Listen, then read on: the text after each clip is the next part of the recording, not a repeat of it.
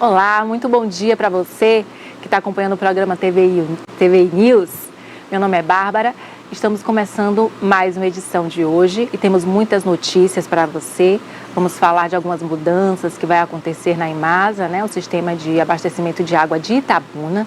Vamos falar também sobre outros temas, sobre cultura, sobre alguns direitos. Vamos falar sobre nutrição com a nutricionista do Rio de Janeiro, doutora Samira Zanon, também vai estar daqui a pouquinho para a gente, direto do link ao vivo, e vamos conversar com ela, e muito mais.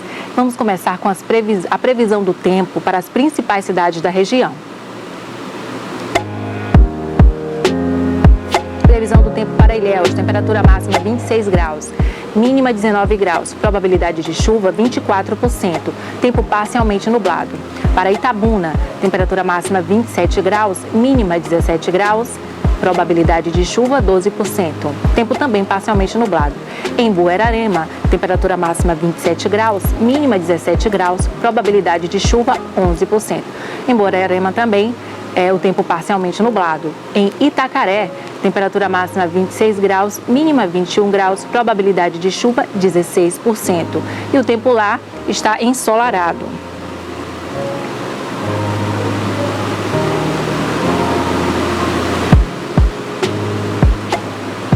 Previsão para Itajuípe, temperatura máxima 27 graus, mínima 17 graus, probabilidade de chuva 10%. Para Ibicaraí, temperatura máxima 27 graus, mínima 15 graus, probabilidade de chuva 13%. E em Canavieiras, temperatura máxima 25 graus, mínima 18 graus, probabilidade de chuva 20%. Para essas cidades, tempo parcialmente nublado.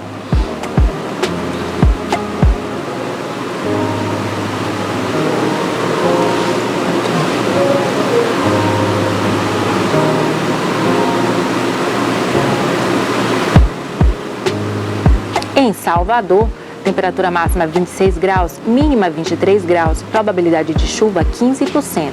Em Porto Seguro, temperatura máxima 24 graus, mínima 18 graus, probabilidade de chuva 24%. E para essas cidades, tempo parcialmente nublado. Em Vitória da Conquista, temperatura máxima 22 graus, mínima 12 graus, probabilidade de chuva 1%, tempo parcialmente ensolarado.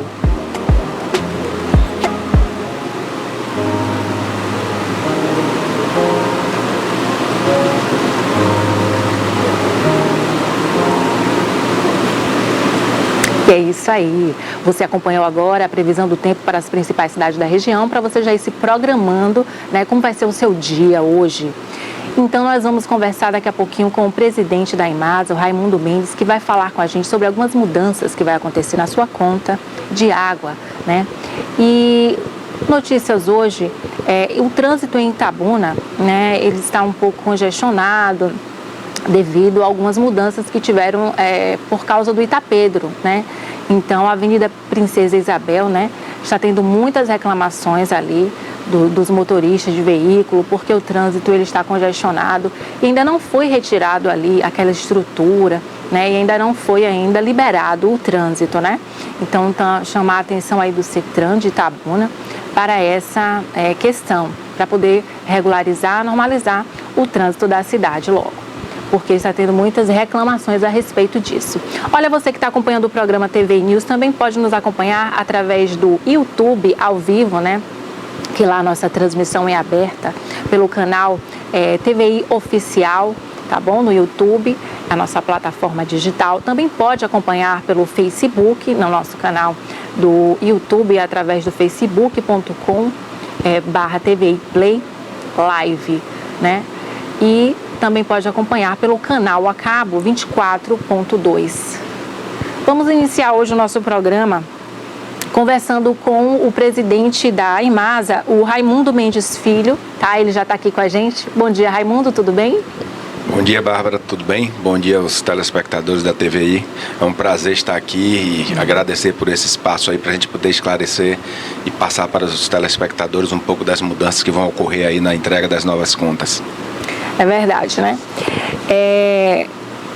Essa mudança que vai acontecer, conta pra gente, porque vão ter contas simultâneas, então vão chegar duas contas. Raimundo, explica pra gente como é que isso vai acontecer. Isso, a gente vai estar implantando agora, a partir de julho,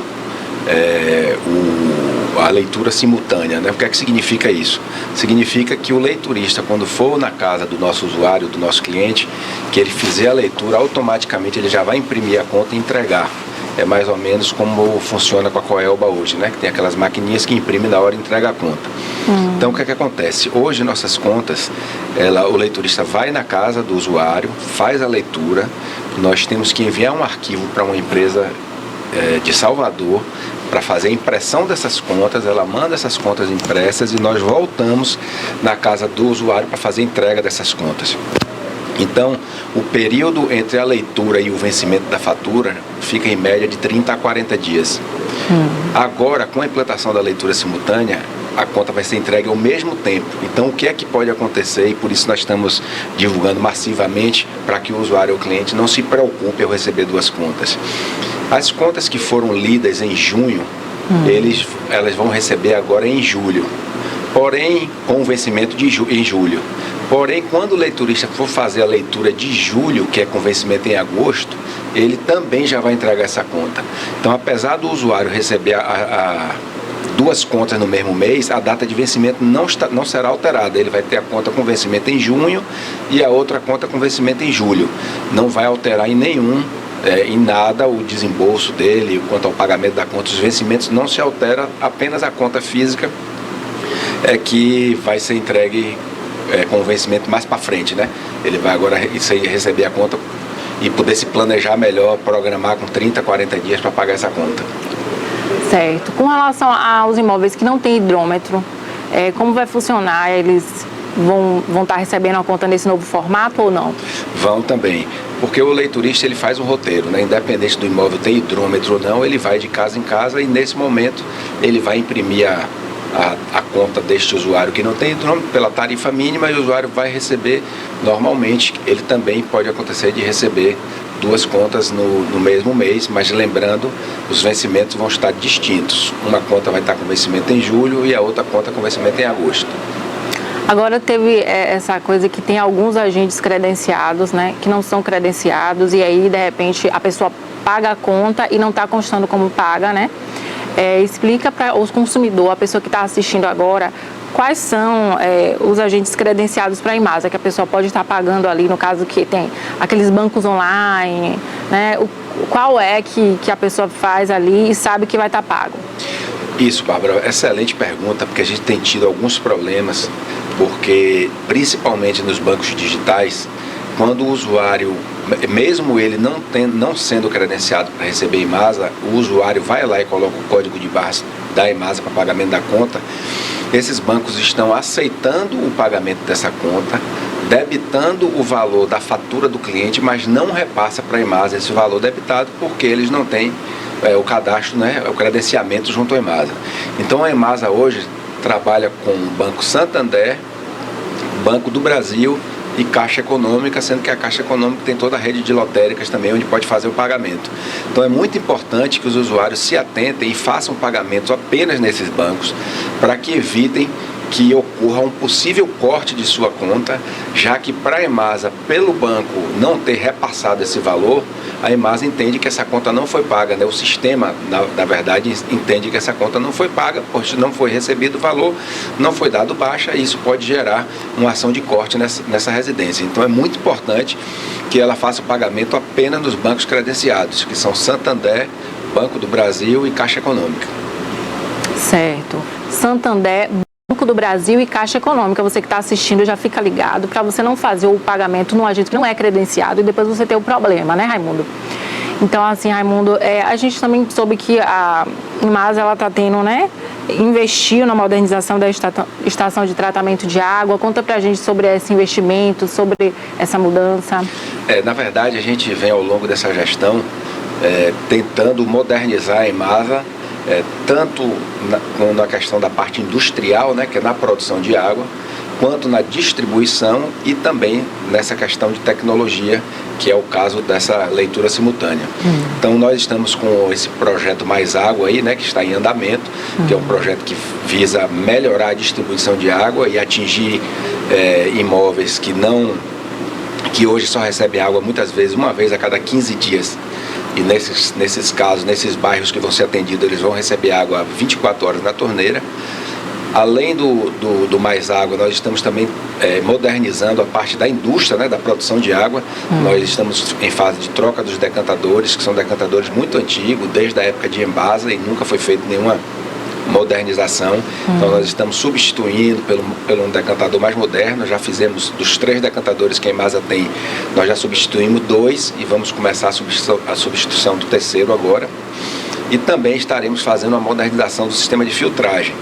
Então nós realmente estamos empenhados em melhorar a qualidade do serviço, seja na produção de água, na qualidade da água, seja na distribuição, fazendo com que a água chegue na torneira, e seja na tecnologia que a gente também está implantando, além da leitura simultânea. Em breve nós estaremos lançando o nosso app, né, nosso Embasa no seu bolso aí, onde a pessoa vai poder, através do celular, acessar o aplicativo da Embasa, retirar a segunda via, consultar histórico de consumo. Muito bom. Então vão ser alguns serviços que em breve nós estaremos lançando, provavelmente nos próximos 15 dias, que é mais um serviço de modernização e melhorando a qualidade do atendimento para a população.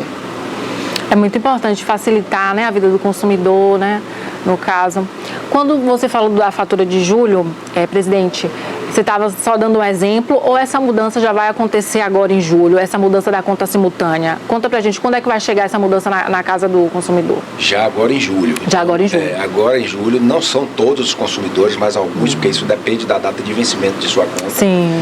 Alguns podem receber a conta com vencimento em junho, que é a leitura que foi feita em junho, com vencimento em julho, que é a leitura que foi feita em junho no sistema antigo, onde essa leitura foi para Salvador, imprimiu a conta, e ele vai receber essa conta da mão do leiturista, a conta que foi lida em julho para pagamento em julho. E nesse momento o leiturista pode aproveitar e já fazer a leitura da conta de julho com vencimento em agosto. Então, em alguns casos, os clientes podem receber 2 contas, mas é muito importante frisar que as datas de vencimento são totalmente diferentes. Apesar de ele receber 2 contas no mesmo mês, uma vai vencer em julho e a outra vai vencer em agosto, não tendo nenhum impacto no bolso do cliente. Ele não vai pagar 2 contas dentro do mesmo mês. As contas terão vencimentos 30 dias, uma depois da outra. Certo. Raimundo, a gente sabe desse problema da água em Itabuna. Você inclusive falou do projeto Mais Água para a cidade, né, que ele tem uma previsão de ser entregue no primeiro semestre de 2024, e a gente torce para que isso dê certo de fato. Mas uma realidade que o itabunense sofre é a falta de água, principalmente em alguns bairros como Novo São Caetano, Jardim Primavera, né, eles têm assolados ali até 30 dias ficando sem água. Aí eu quero que o senhor fale sobre isso. Se é verdade que fica 30 dias mesmo sem água essas pessoas, né, se já foi normalizado, e quais as medidas que está tomando até que se conclua esse projeto, porque esse projeto ainda vai ser concluído, é algo que está sendo trabalhado, que vocês estão trabalhando, né, junto aí do governo. Mas queria que você explicasse para a população, né, o que está tendo como medida, porque tem essas manobras, né, que acontecem, e aí alguns bairros, né, tem essa abastecimento e outros ficam aguardando, né? Explica pra gente esse cenário. Então, o sistema de manobras existe em Itabuna muito por conta da falta de estrutura da rede de distribuição, de falta de modernização da rede de distribuição, o que faz com que a rede existente não tenha a capacidade de abastecer todo o município ao mesmo tempo. Então, fica se fazendo manobras. O que quer dizer isso? Durante 2 dias a água está em uma determinada região, aí abastece aquelas casas todas, vira para uma outra região. Então, esse sistema de manobras, ele se completa a cada 15 dias. E a cada 15 dias, a água passa em todos os bairros da cidade. Então, tem bairros que recebem água 24 horas, que são os que estão mais centrais, onde a adutora principal passa. Tem bairros que recebem água a cada 3 dias, tem bairros que recebem água a cada 7 dias, a cada 10. E tem bairros, que é o limite máximo, que recebe água a cada 15 dias. A 30 não existe, às vezes aí algum problema pontual do endereço do usuário, algum entupimento, alguma coisa assim, mas 30 dias não acontece. Sim. O que aconteceu nos últimos meses, aí, nos últimos 40 dias atrás, porque nesses últimos 30 dias, graças a Deus, a gente não teve nenhum evento desse. Recentemente não, né? Não. O abastecimento está totalmente regular, está normal, assim, dentro do intervalo normal de manobras, que é de até 15 dias em alguns bairros. Mas o que é que acontece? São 3 os principais motivos para que a gente tenha problema de abastecimento. Um é o rompimento de adutora, que não é uma coisa muito frequente. A gente teve agora 2 eventos esse ano. E por que isso ocorre, Raimundo? Isso é também, mas não é uma particularidade de Itabuna, é devido à idade dessa rede que foi implantada há 50, 60, 70 anos atrás. Muito velho. Na época utilizava ainda as tubulações de ferro. Sim. Agravando-se aí por Itabuna ter tido ali em 2016 e um pouco antes dos anos 2000 a situação de ter água salgada. Então todo mundo sabe que ferro não se dá bem com água salgada, então deteriora um pouco mais essa rede de ferro. Mas com mais água, como a gente está colocando redes novas, já com material mais moderno que é utilizado, são as redes de PVC, a tendência é que isso diminua essa intercorrência. Mas, de novo, ela não é o que mais tem nos prejudicado, apesar de que, e é bom frisar que não é uma particularidade de Itabuna, isso é no Brasil todo, porque todas as cidades, principalmente as mais antigas, tiveram suas redes implantadas há muitos anos atrás. Com esse sistema. E não houve modernização, né? Então, recentemente em Salvador, teve 2 episódios grandes, onde um carro caiu dentro de um buraco aberto por um rompimento de adutora ali na Avenida Garibaldi. E há 10 dias atrás, também um rompimento de adutor, onde inundou algumas casas lá em Salvador. A gente aqui só está querendo mostrar que não é a particularidade de Itabuna. Isso acontece em qualquer cidade. Entendo. O outro grande problema que Itabuna passa, que aí tem um pouco da particularidade, é que a captação de Itabuna é dentro da floresta. Então, e a rede elétrica, para chegar lá, passa dentro da floresta. Então, quando tem tempestade, ventania, acontece de cair um galho de árvore na rede elétrica e a gente fica sem energia. Aí eu falo que é uma particularidade porque nem todos os municípios têm a sua captação dentro da floresta. Então, esse é um outro evento que acontece e faz com que a gente tenha um atraso no sistema de manobra. E o último evento, que eu já falei, a adutora, a falta de energia, é quando a gente... Não, na verdade, são esses 2 mesmo. É falta de energia e rompimento. E a rede antiga. Rede antiga. Pode continuar, por favor. No caso, os rios que estão abastecendo hoje Itabuna, a Imasa de Itabuna, conta para quem está em casa quais são os rios e se a Imasa está preparada para o efeito do El Niño, que é a seca, que pode ocorrer, a previsão. Na verdade, a gente não acredita que, assim, que o El Niño vai ocorrer, já é comprovado, né? Os cientistas já cravaram que ele vai ocorrer, que vai haver uma escassão de água também, já é certo que isso acontecerá, mas normalmente os períodos maiores de escassez nunca são no primeiro ano de El Niño, porque a gente vem agora de alguns anos de fortes chuvas, né? Inclusive chuvas que há mais de 50 anos não aconteciam na cidade. Os mananciais estão bem abastecidos, a represa lá de Itapé, né? Está com água faltando apenas meio metro para verter. Então, assim, hoje a situação de água é confortável. Óbvio que a gente precisa ter atenção. Nos eventos anteriores de El Niño não existia a barragem de Itapé, que ela hoje nos ajuda na manutenção da regularização da lâmina d'água do rio, né? Então, quando há necessidade, nós podemos pedir que a represa lá abra, né, mais água para poder a gente regularizar o nível do rio aqui embaixo. Então, isso vai nos ajudar. Mas a gente está, sim, se preparando, como é o normal de se fazer, para os tempos de estiagem e trabalhando para que a gente não precise passar por nenhum evento assim de maior gravidade. É importante, Raimundo. Você lembra daquele período em que Itabuna sofreu com as secas, inclusive chegou, né, a precisar contratação, as pessoas compravam água, né? E a água chegou saloba e teve todo aquele problema. Então, agora não vai ter mais esse problema, né? A gente nunca pode dizer não vai ter quando se diz em relação ao natureza, tempo, né? A natureza. A gente tem eventos aí agora, enquanto a gente aqui está preocupado com a seca, já tem países da América do Sul que já estão passando por essa seca e que estão com água salgada. Então, não é uma coisa que a gente possa cravar que não vai ter. Agora que a gente está se preparando, e a gente acredita que, devido à estrutura que a gente já tem hoje, inclusive com essa barragem de Itapé, que a gente tem grande chance de passar sem maiores problemas, né? Mas cravar que não vai ter é difícil, porque a gente não consegue prever quanto tempo vai durar essa escassez, né? É verdade, a gente torce para que não tenha essa escassez, que não tenha essa seca, porque é muito sofrimento. Ficar sem água é algo terrível, porque a água é essencial, né, Raimundo? Eu quero agradecer a sua presença aqui, Raimundo. Se você quiser deixar alguma consideração, algum aviso, né, pode informar para quem está assistindo. Eu que agradeço, Bárbara, mais uma vez esse espaço, e a consideração é só reforçar essa questão das duas contas, lembrando que elas vão ter vencimentos com meses diferentes e não afetará o bolso do consumidor, pois elas vão estar com vencimentos 1 a 30 dias após a outra. Então vai receber no mesmo mês, mas o pagamento é em mês diferente. Tá certo. Muito obrigada, Raimundo, mais uma vez por participar. E agora nós vamos ver as cotações.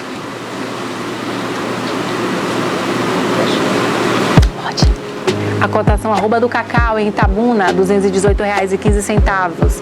Ilhéus, R$ 218,15. Bolsa de Nova York, R$ 237,27. Camacan, R$ 227. Eunápolis, R$ 225.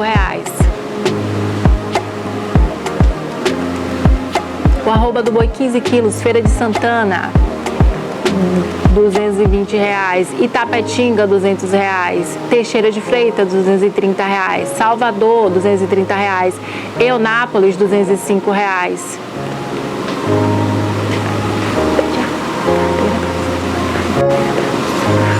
Cadeira.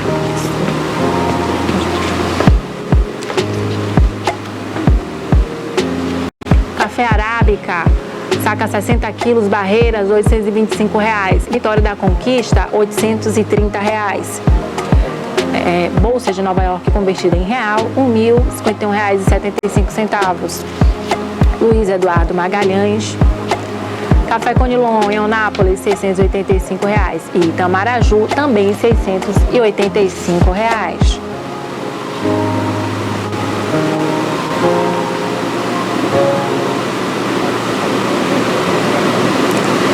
Estamos de volta aqui com o programa TV News, né? E hoje temos também entrevista, vamos falar de saúde, de alimentação saudável também, tá? Vamos falar com a nutricionista, a doutora Samira Zanon, né? Vamos falar dos alimentos que desintoxicam o nosso organismo, né? Ela vai dar dicas pra gente de alimentos que fazem bem para a saúde, principalmente nesse período em que as pessoas consumiram muita bebida alcoólica, na festividade junina, e algumas cidades pequenas ainda vai ter festas, né? E ela vai falar um pouco sobre a alimentação saudável. Bom dia, doutora, tudo bem? Olá, bom dia, me escuta bem? Bem, Samira. Ela está falando do Rio de Janeiro, não é isso, Samira? Isso, do Rio de Janeiro. Prazer te conhecer, Samira. A Bruna, que indicou você, ela é sua aluna, né? Qual a faculdade que a senhora é professora? Eu dou aula na Universidade Veiga de Almeida, aqui do Rio de Janeiro. A Veiga de Almeida. Tá, muito obrigada. Ô, Samira, conta pra gente com relação à alimentação saudável, né? Quais os alimentos que a senhora indica para consumir nesse período em que as pessoas estão abusando da bebida alcoólica? A gente sabe que tem um impacto no organismo da pessoa, né? Não só a bebida alcoólica, mas alimentos diferentes do cotidiano. Você tem alguma dica? Sim, hoje o mais importante é, após essas festas, as pessoas conseguirem voltar à sua rotina, né? Alimentação saudável, voltar a fazer atividade física, beber bastante água. E tem alguns alimentos, sim, que ajudam, que auxiliam, principalmente na digestão. Por exemplo, pode abusar do abacaxi, né, como sobremesa, fazer um suquinho de abacaxi, até chá da casca do abacaxi, porque auxilia nessa digestão. Gengibre também é um bom alimento para estarmos colocando na nossa rotina. E fazer uso de chás diuréticos. Por exemplo, chá de capim-limão, de cavalinha, de centela asiática, para ajudar nessa digestão e melhorar todo esse trânsito do pós-festa, como alimentos também integrais, né? Então, o pessoal que come bastante pão, macarrão, arroz, trocar esses alimentos por alimentos integrais porque as fibras vão auxiliar no trânsito intestinal e vão auxiliar tanto na digestão e quanto a gente conseguir melhorar todo esse aspecto pós-festas. Doutora Samira, quais são os alimentos que são vilões, assim, né, para a pessoa, que destroem o organismo da pessoa, assim, que a pessoa tem que cortar da alimentação? Nesse primeiro momento é o álcool, né? Sabemos que nas festas as pessoas acabam exagerando um pouquinho da bebida alcoólica, seja ela qual for, drinks, cervejas. Então, o primeiro momento é eliminar o álcool e aumentar a ingestão de água para a gente poder fazer um equilíbrio, voltar a hidratar esse paciente. E os doces, né? O açúcar de forma em geral. Então, independente da festa, os pacientes acabam exagerando muito no açúcar, né? Ainda mais esse meio do ano, as festas têm muita comidas gostosas, as comidas típicas são altamente doces, então precisamos eliminar o açúcar para a gente voltar a comer de acordo com a alimentação mais saudável possível.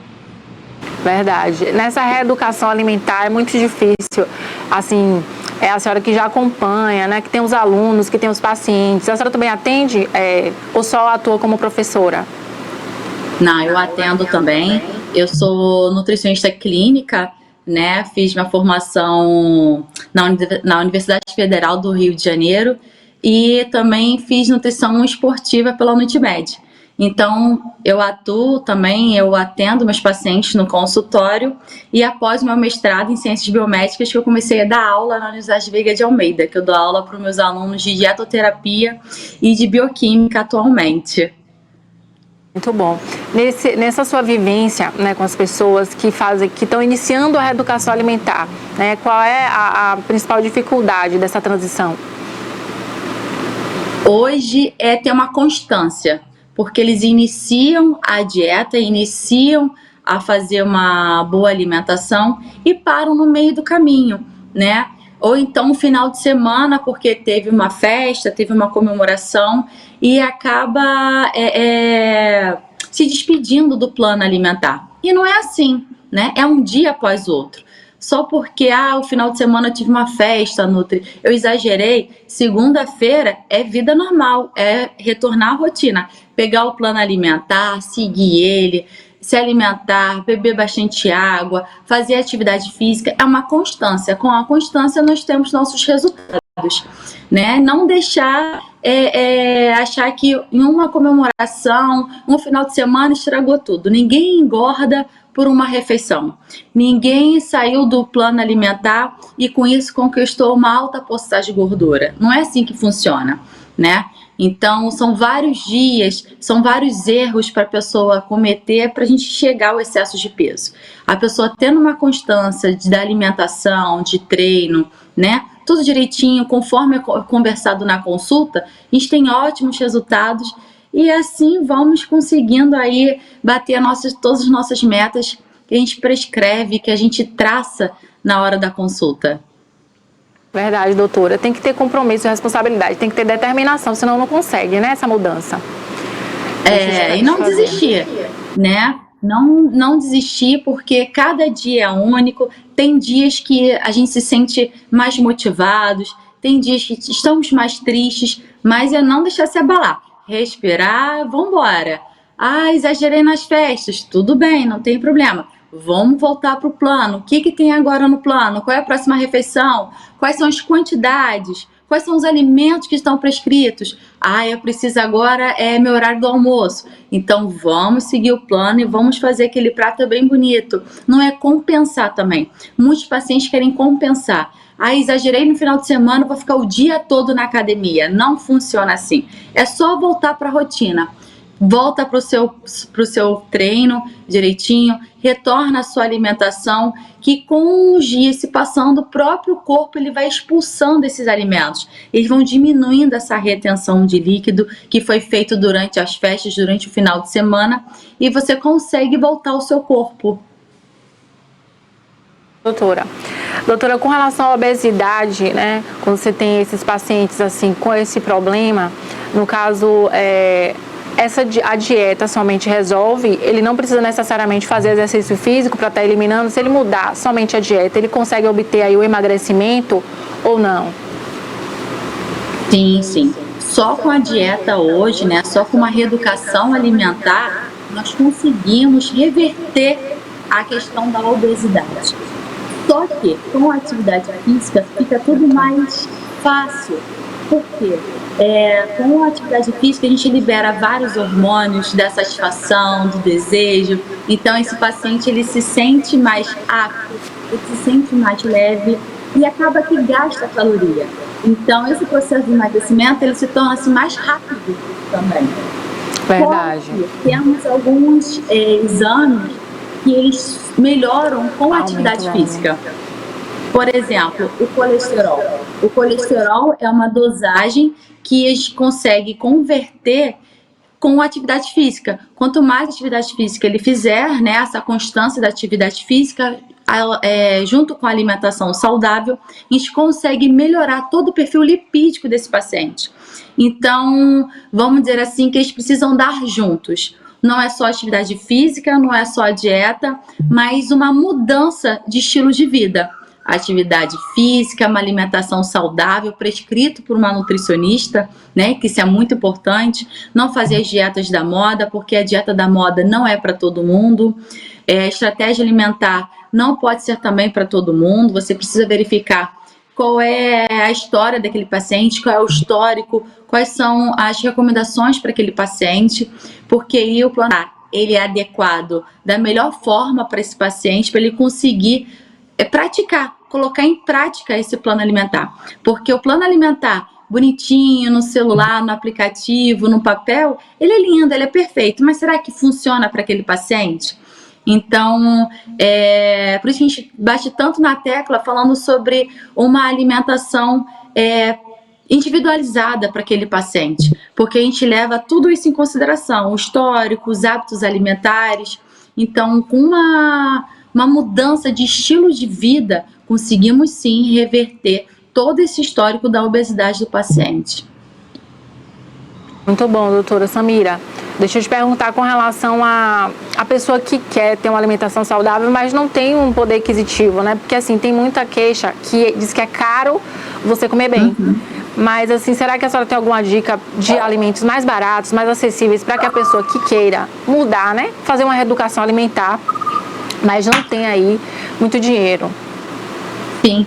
Hoje o mais importante é porque as pessoas visam muito também produtos industrializados que a gente consegue colocar no plano alimentar, como saudáveis, né? Mas hoje o mais importante é as pessoas partirem da alimentação comum, do básico. O básico sempre funciona. Arroz, feijão, carne, legumes, frutas, verduras. E a nossa lista de compras varia de acordo com a safra, né? Por exemplo, nós temos frutas aí ricas em vitamina C que estão em alta safra agora. Por exemplo, a tangerina, o kiwi, a gente consegue comprar por um valor mais acessível. Então, assim, dar prioridade aos alimentos que estão na safra, porque a gente consegue comprar alimentos melhores, alimentos mais maduros, eles vão estar mais gostosos e mais ricos em vitaminas e minerais e tem um poder aquisitivo bem melhor. Mesma coisa acontece com os legumes. A Nutri, por exemplo, dos integrais. O arroz integral está muito caro, o que eu faço? A gente fica com arroz do tipo 1, arroz branco, né? O que for do hábito alimentar desse paciente, ou arroz parborizado. A gente pode adicionar fibra a esse arroz. Por exemplo, na hora do cozimento, fazer esse arroz junto com legume, um arroz com brócolis, um arroz com cenoura. Assim a gente enriquece esse arroz, a gente coloca mais teor de fibra nesse alimento e a gente acaba perdendo menos nutrientes, porque o cozimento já está ali, já está na água, a gente não vai jogar essa água fora, né? Ou então até adicionar fibra em cima desse arroz, uma semente de chia, de linhaça, de aveia, de gergelim. Então a gente acaba melhorando o perfil desse alimento e a gente vai trabalhando em cima da safra. Quais são os legumes que estão na safra atualmente? A abobrinha também está com um bom valor no hortifruti. Então a gente coloca no plano alimentar, essa abobrinha. A abobrinha é um vegetal A, hipocalórico, gostoso. A gente consegue fazer várias receitinhas, como por exemplo, abobrinha recheada, lasanha de abobrinha, macarrão de abobrinha. Aí pode fazer um macarrão de abobrinha bolonhesa com um pouquinho de queijo por cima. Fica uma delícia, fica hipocalórico, ajuda no emagrecimento. Você come muito e acaba ingerindo pouca caloria. Doutora, muito bom. Nós estamos falando com a doutora Samira Zanon, ela é nutricionista, ela é professora, né, na faculdade no Rio de Janeiro, e ela está ao vivo conversando com a gente, dando dicas de alimentação para desintoxicar o seu organismo. Doutora, eu quero agradecer a sua participação no programa de hoje, tá? Foi muito rica. E eu vou deixar a sua rede social, já passei para os meninos sua rede social para as pessoas conhecerem o seu trabalho, doutora Samira. Mostra aí, Rafa, o Instagram dela. A senhora pode deixar suas considerações enquanto eles vão botar seu Instagram. Muito obrigada. Podem sempre contar comigo, sempre que vocês precisarem, pode me chamar. Estou sempre tentando encaixar na minha agenda de consultório, de aulas também dos meus alunos queridos. Vai ter uma aluna minha que me indicou para estar aqui hoje no programa, estou muito feliz. Vocês me acham na rede social, Samira Zanon, @nutri. Eu tento sempre postar receitas saudáveis, trocas inteligentes. Eu falo um pouquinho também sobre a fome física, a fome emocional. As pessoas acham que é sempre sentir fome, que é o pulo do gato, não é assim? A gente troca essa fome. Será que realmente você está com fome? Né? Coisas que a gente consegue fazer no nosso dia a dia para tornar nossos alimentos mais saudáveis, nossa alimentação mais rica em nutrientes. Então, qualquer dúvida pode me mandar mensagem que eu vou respondendo e a gente se encontra na rede social. Muito bom, prazer de conhecer, doutora, muito obrigada, tá? Tchau, tchau. Nada, até mais. É isso aí, nós falamos com a doutora agora Samira, né, sobre nutrição, sobre saúde. E você recebeu as dicas aí já, dicas de ouro, né, para você se recuperar, você que no São João consumiu bebida alcoólica, que você mudou a sua rotina, agora é hora de recuperar aquele sono perdido, é hora de melhorar a alimentação para você deixar o seu corpo ok, para começar a rotina. Nós temos também o convidado hoje, né, Egnaldo França, que é presidente do Conselho Municipal de Políticas Culturais, né? E ele vai conversar com a gente hoje, né, sobre a manifestação dos artistas locais. Bom dia, Egnaldo. Bom dia. Tudo bem? Estar aqui nesse estúdio. O microfone. Você pode falar no microfone. Isso, bom dia. Está aqui, bom dia. É um prazer estar aqui e falar sobre política é sempre importante. Políticas de cultura, melhor ainda. Estamos aqui representando o Conselho Municipal de Políticas Culturais e a minha amiga Leila, que representa a sociedade Leila, civil, né? Ela representa o que, a Leila? A sociedade civil. Certo. Conta pra gente, Egnaldo, sobre essa manifestação. Você me falou, né, nos bastidores que vocês estavam, né, que vocês vão ter uma audiência pública, não é isso? Isso, nós vamos ter na verdade, é uma assembleia ordinária do Conselho. Sim. E nós temos um processo de fazer assembleias abertas. Então, nessa quinta-feira, estaremos na Câmara Municipal, né? Acho que ele vai falar melhor sobre isso. E a gente vai estar fazendo essa assembleia do Conselho aberta para a sociedade civil, justamente para a gente falar sobre essas políticas culturais. Importante lembrar que Itabuna é uma cidade centenária. Sim. Porém, o Conselho e as leis de cultura no município, ela só vem a ser criada em 2014. Então, isso prova o quanto todas as gestões que passaram pela cidade de Itabuna tiveram um trato que meio que disperso em relação à cultura. Nós tivemos um período áureo aqui da cultura de Itabuna, com a vinda de Mário Guzmão, na década de 80, e aí quando o Mário Guzmão se afasta de Itabuna, me parece que há um desmonte da cultura, e especialmente da cultura popular no nosso município. Mas nós temos leis que foram criadas e que determinadas leis têm sido ignoradas pela gestão que tem passado pela cidade de Itabuna, e não é diferente a gestão atual. E o Conselho tem feito uma crítica muito muito severa e muito sincera, junto com a sociedade civil, sobre o trato com as leis de cultura no nosso município. Certo. Tem a ver com a Lei Paulo Gustavo? Não. A Lei Paulo Gustavo, a Lei Aldir Blanc, que foi a primeira de 2020, 2022, 2021. A Lei Aldir Blanc, por exemplo, ela teve uma grande participação do nosso conselho quando os próprios conselheiros se debruçaram para escrever a lei, como ela poderia ser gasta aqui em Itabuna. A Lei Paulo Gustavo, nós tivemos um processo de escuta pública, que foram as oitivas, foram 8 encontros com setoriais, dos diversos setoriais da cultura no município de Itabuna, onde nós colocamos de forma bem clara, bem simples, onde, quanto e como deveria ser gasto os valores para a cultura com a Lei Paulo Gustavo aqui em Itabuna. Então, esse processo de escuta pública se encerrou no mês de maio. A FIC já fez toda a tabulação do que foi proposto pela sociedade civil.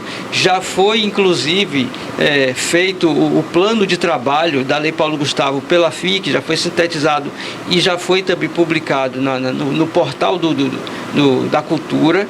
Então, sobre a Lei Paulo Gustavo, o nosso conselho, a sociedade civil, inclusive junto com a FIC, tem feito seu trabalho. Aí o que a gente tem chamado a atenção é, por exemplo, a lei da criação do Fundo Municipal de Cultura, por exemplo. Sim. Então, essa lei que cria o Fundo Municipal de Cultura, que foi de 2014, ela nunca foi cumprida. Então, se cria um Fundo Municipal de Cultura, onde se estabelece um valor que o governo federal propõe, que é de 0,5% da arrecadação municipal, que é a contrapartida do município, e criou o fundo, criou a conta, mas nunca foi depositado 1 centavo no Fundo Municipal de Cultura. E vamos lembrar também que Itabuna cria em 2001, através de uma outra lei, a Fundação Itabunense de Cultura e Cidadania, que é responsável em gerenciar as leis de cultura do município, o fomento à cultura no município, e a gente tem aí, já desde a pandemia, desde antes da pandemia, que a gente já não tem mais oficina de arte, oficina de teatro, oficina de música, oficinas de danças, né? A cultura popular, os grupos populares nas periferias não têm recebido fomento. Sim. Então, assim,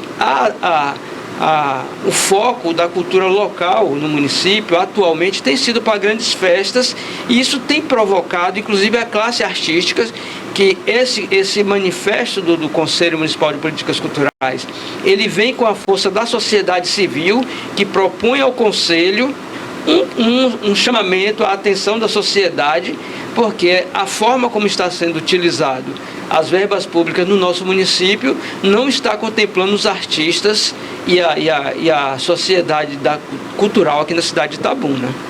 É verdade, né? Só está tendo mais festas grandes assim ao público e aquele resgate cultural, aquele resgate histórico da cidade, né? A valorização do que a cidade já possui, né, Aguinaldo? Precisa ser evidenciado, precisa ser trabalhado, tem que ter investimento. Que a festa é necessária. Sim. Eu sou historiador e também tenho mestrado na área de educação em relações étnico-raciais, e assim, o foco das minhas pesquisas tem sido principalmente na área da cultura. E nós sabemos, assim, pelo menos enquanto pesquisador, que a cultura ela é dinâmica. Sim. Né? Não é questionar se quem vai tocar na festa, se é um forrozeiro ou se é um pagodeiro. O que nós queremos saber é se a cultura local está havendo fomento da cultura local. Sim. E como está sendo esse fomento. Qual é a contrapartida do município em relação aos artistas da cultura popular aqui da cidade de Itabuna. Então, se está havendo valorização, ótimo. Se não está havendo, o Conselho precisa se posicionar e dizer, olha, isso aqui precisa ser melhorado. Verdade. E Leila, conta pra gente sua participação. O que você vai cobrar das autoridades, Leila? Então, eu estou aqui, eu sou psicóloga, eu tenho livros infantis publicados também. E estou aqui como mãe, né, que eu sou, representando a sociedade civil, representando uma profissional da saúde mental, onde a gente entende como fundamental para a saúde geral da comunidade o fomento à arte, à cultura, né, como o Aguinaldo está falando, há muito tempo, há pelo menos 8 anos a gente não vê as oficinas acontecendo nas casas das artes, né, no centro e nas comunidades, como a gente já viu acontecer aqui. Então a gente está vendo um momento um pouco pobre, né, de fomento à cultura nos âmbitos, assim, nas faixas da infância e da adolescência principalmente. E a gente sabe o quanto se pode ter, inclusive, de economia de gestão pública quando se fomenta a arte e a cultura. Né? Porque são ações de promoção de qualidade de vida, promoção daquilo que é belo, daquilo que faz com que se estimule o sentimento de pertencimento à comunidade. Então, as pessoas passam a cuidar mais daquele ambiente, da cidade, quando gostam dela. E a arte tem esse poder, né? Verdade. Além da prevenção da violência, a prevenção ao consumo de psicoativos, de drogas lícitas e ilícitas. Então, assim, as consequências do fomento à arte e à cultura são imensuráveis. Né? Então, enquanto mãe, educadora, eu venho aqui, e psicóloga, né, profissional da saúde mental, eu venho aqui convidar todo mundo, né, todo mundo da comunidade, para que a gente vá fazer essa pressão ao poder público lá, compareça ao Espaço Cultural Josué Brandão, que hoje é muito mais conhecido como Câmara de Vereadores, mas é um espaço cultural, um espaço que foi pensado para isso, no dia 6, às 18 horas, para essa Assembleia Geral, para a gente pensar junto o que a gente quer de fomento à cultura, inclusive o ano inteiro, e não só numa noite, né, onde se pode gastar muito do recurso que é dedicado à cultura só em uma noite, só em uma hora, em algumas horas de shows. Né? Então a gente precisa pensar do quanto que está retornando desses recursos para a comunidade, para a criança, para o adolescente e para o artista local, né? É verdade, Leila, muito importante esse trabalho de vocês, muito importante chamar a atenção para esse tema, né? Inclusive das autoridades, o governo, né, itabunense. E essa assembleia aí, a gente espera que tenha um retorno positivo, né? E que não fique só na teoria, que não fique só no papel, mas que venha se exercer, né, com o intuito que vocês têm. A gente sabe que tem muitos artistas locais que precisam de espaço, que precisam demonstrar o seu trabalho, não só no âmbito da música, mas também em outras partes. A gente tem o nosso amigo Rafael Gama, né, que vocês também, que ele tem provocado essa união desses artistas, né, com o projeto Naquela Mesa, e tem movimentado esse universo para que as pessoas despertem, né. Ele fala poesia, né, fala um pouquinho sobre o projeto do Rafael dentro do plano de vocês também. Então, iniciativas privadas têm acontecido, só que não dão conta dessa dimensão que a gente está falando, né? Das ações que são necessárias nas comunidades. Mas, assim, existem ações pontuais por pessoas muito bem dispostas, empresas, inclusive. A gente tem a editora aqui local, não sei se eu posso falar o nome da editora, mas, enfim, que tem ações de fomento, né, de estímulo aos escritores, de muito apoio. E a gente tem também, como você está citando, o Rafael Gama, que tem promovido um combo de ações. Tem o Naquela Mesa, que acontece nos bares, e tem trazido poetas e cantores e músicos da região. Tem o projeto Alvorecer, a página alvorecer.poesia. Né? Esses projetos podem ser acompanhados pelo Instagram, né? As páginas alvorecer.poesia, Naquela Mesa 2023. E, enfim, são muitos projetos. Ele está com um programa também aqui na TVI, né? Acredito que sim, eu não consigo Rafa dar conta, não. É porque acho Rafa que a pessoa tinha que devia estar aqui vir falar. É verdade, viu? Também acho, Leila. A gente fez com junto com o Rafael organizou a antologia que reuniu 17 poetas, né? Então é um livro, a gente não tá com o livro aqui, mas é um livro que está muito bonito.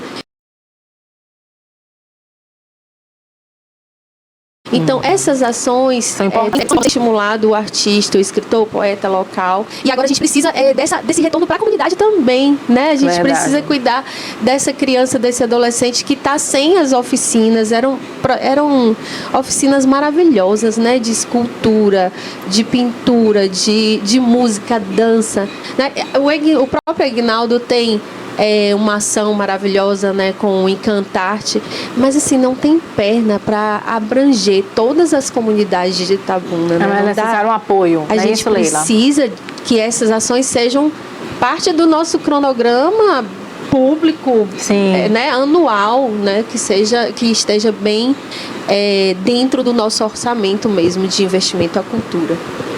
Eu acho importante a gente pontuar aqui qual a importância de um conselho num contexto como esse. Sim. É a gente reunir a sociedade civil e trazer à tona a importância de participar das políticas públicas. Por isso que a gente está chamando a atenção a todo momento para a Assembleia que vai acontecer no dia 6 na Câmara de Vereadores, né, que é o nosso Espaço Cultural Josué Brandão.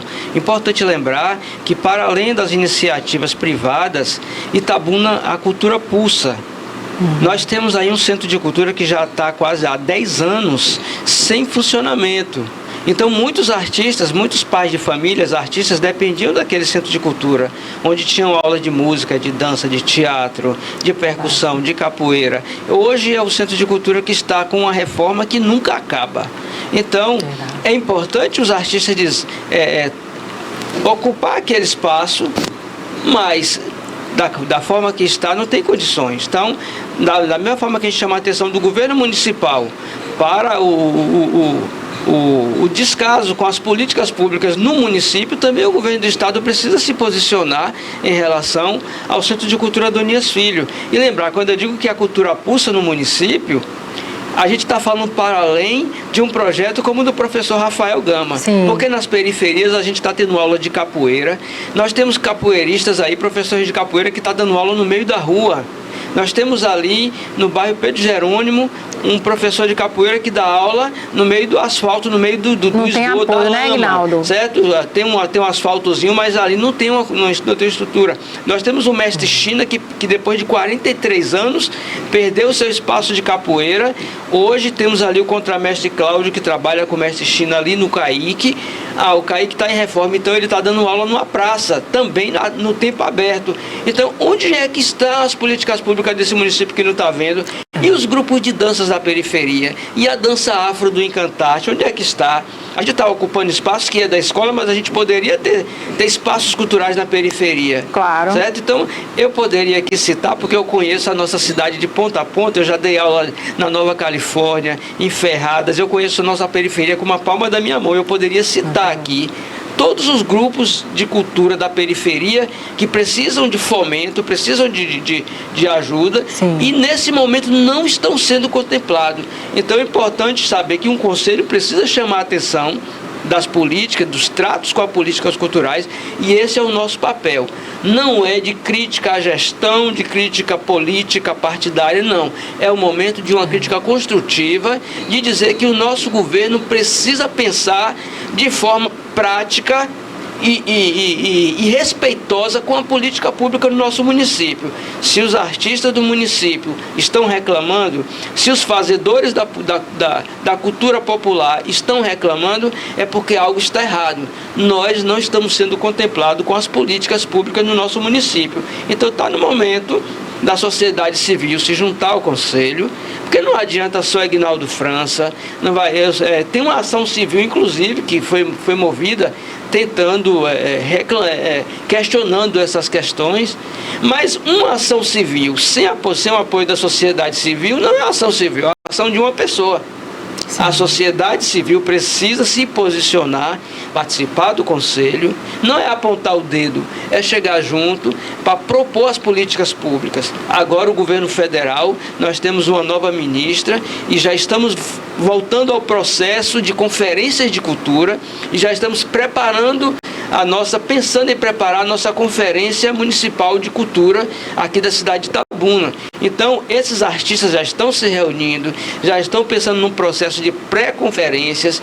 para estudar essas políticas públicas, estudar as leis, para a gente chegar no dia da conferência sabendo em que chão estamos pisando. Então, esse é o papel do Conselho, apoiar as reivindicações da sociedade civil, estar pronto para servir essa sociedade e dizer que sem a gente estar conhecedores dessa política pública, sem conhecer o chão que a gente pisa, não tem como a gente reivindicar. Guinaldo, Leila, parabéns pelo trabalho de vocês, né? Tem que despertar essa discussão, tem que provocar mesmo, tem que ir em busca, né, de melhorias, né, para a população em relação à cultura, né? Tem muitos artistas, como você mencionou, né, na capoeira, na música, né, poesia, que precisa de um espaço, né? Você vê que naquela mesa ele vai se reunindo nos bares, mas seria interessante também que tivesse um espaço, né, para poder manifestar a arte. Né? E não você tem. Imagine quantos grupos de teatro tem no nosso município. É algo que precisa mesmo ser discutido, né? Que precisa ser despertado, né? E essa iniciativa de vocês é muito importante. Na verdade, naquela mesa ele acontece em bares que estão fora do circuito do centro da cidade e tem esse lado de exaltar, né, esses bares das comunidades. Então, assim, talvez não seja a questão da sede, mas assim, do recurso mesmo, do apoio financeiro para que esses artistas tenham o seu cachê, né? Que tem o cachê, mas está saindo de um bolso só, né? De quem promove a iniciativa, enquanto a gente poderia ter isso regulamentado e com um apoio, né, público, já que está promovendo aí um benefício que é público também. Sim. E a gente vai questionar assim, se um promotor de política cultural, né, consegue fazer um trabalho de tamanha grandeza como esse, né, por que as políticas públicas do município, né, com os recursos públicos, não está fazendo para fomentar a cultura no município?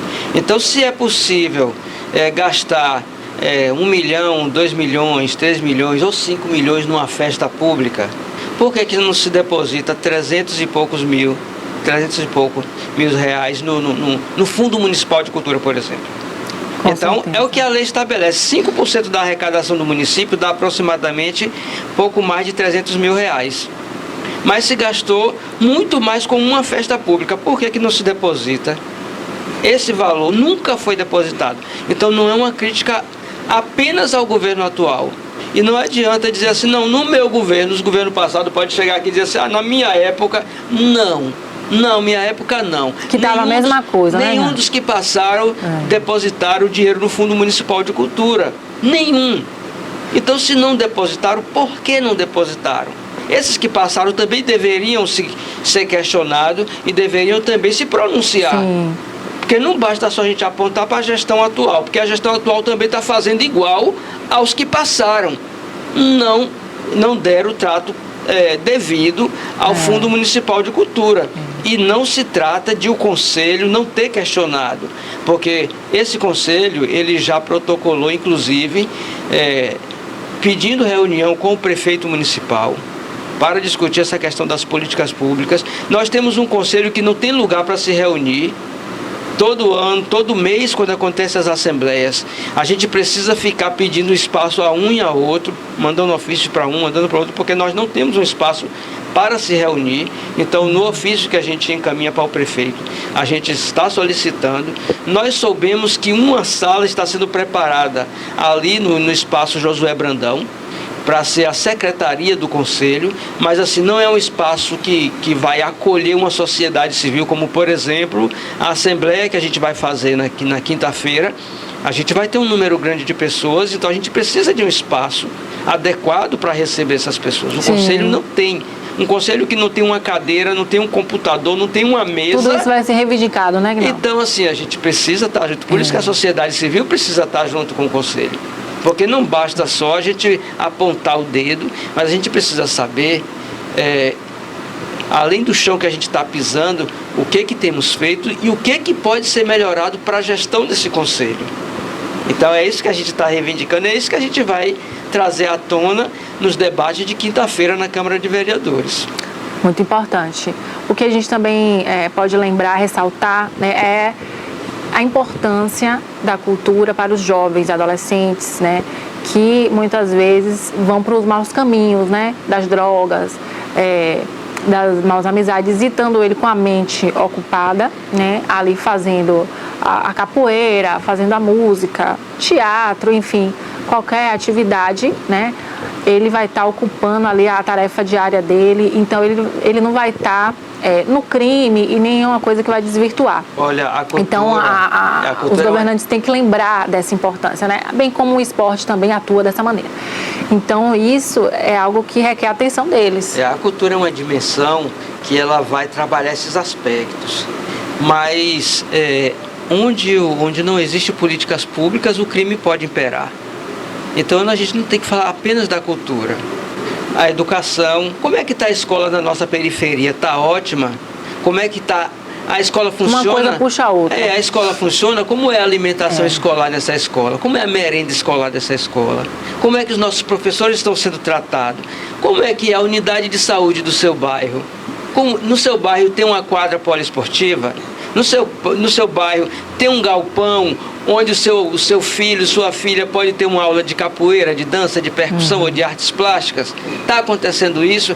Se não está acontecendo isso, meu povo, significa que as políticas culturais, as políticas educacionais e de saúde não estão sendo utilizadas com o devido trato. Então a população precisa estar atenta. A saúde é um bem-estar físico, mental e também social. Então se isso não está, se esse tripé não funciona, o nosso povo está doente.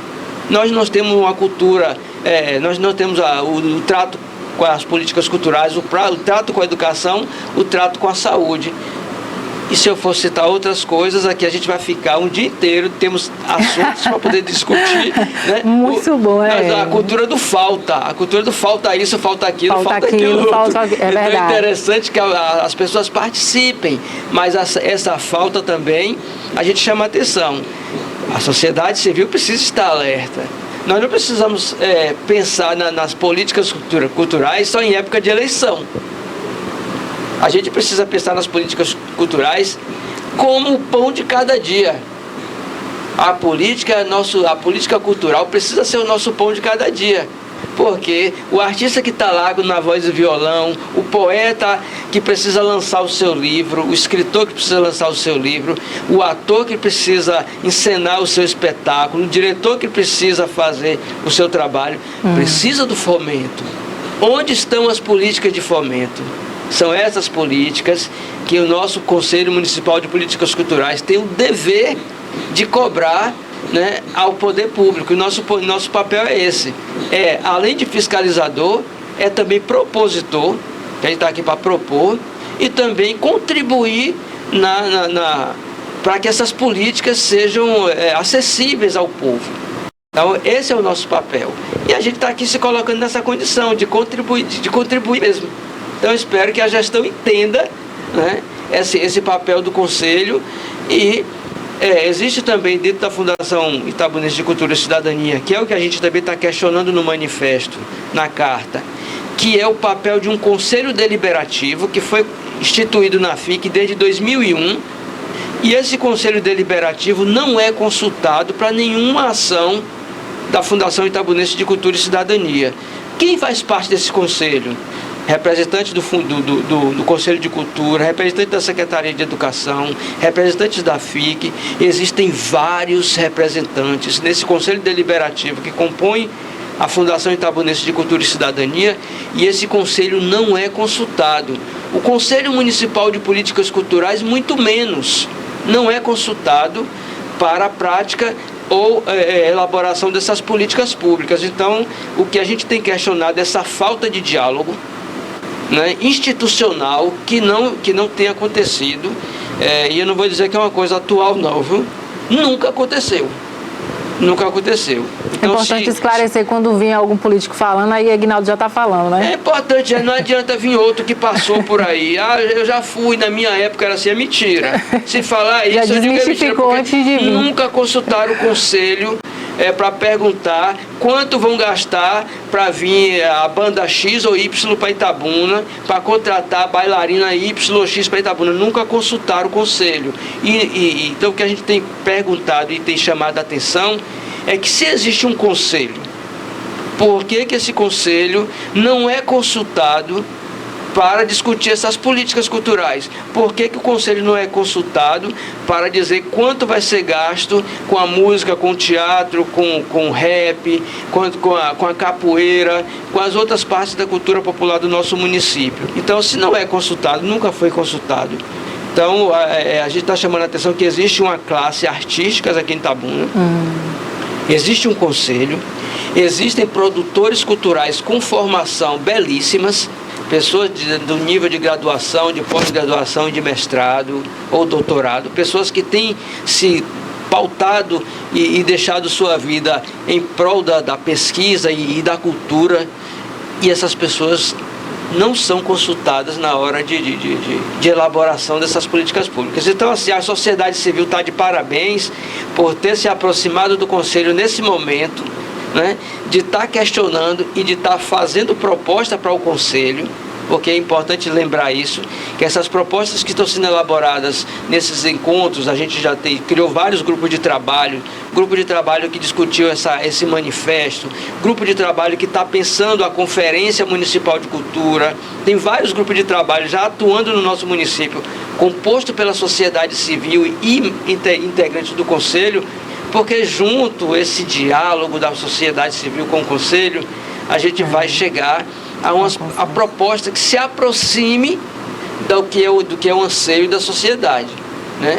Então, que bom que esse momento, assim, para nós do Conselho, está sendo muito importante, essa chegada desses artistas e produtores culturais no Conselho. Sim, muito importante.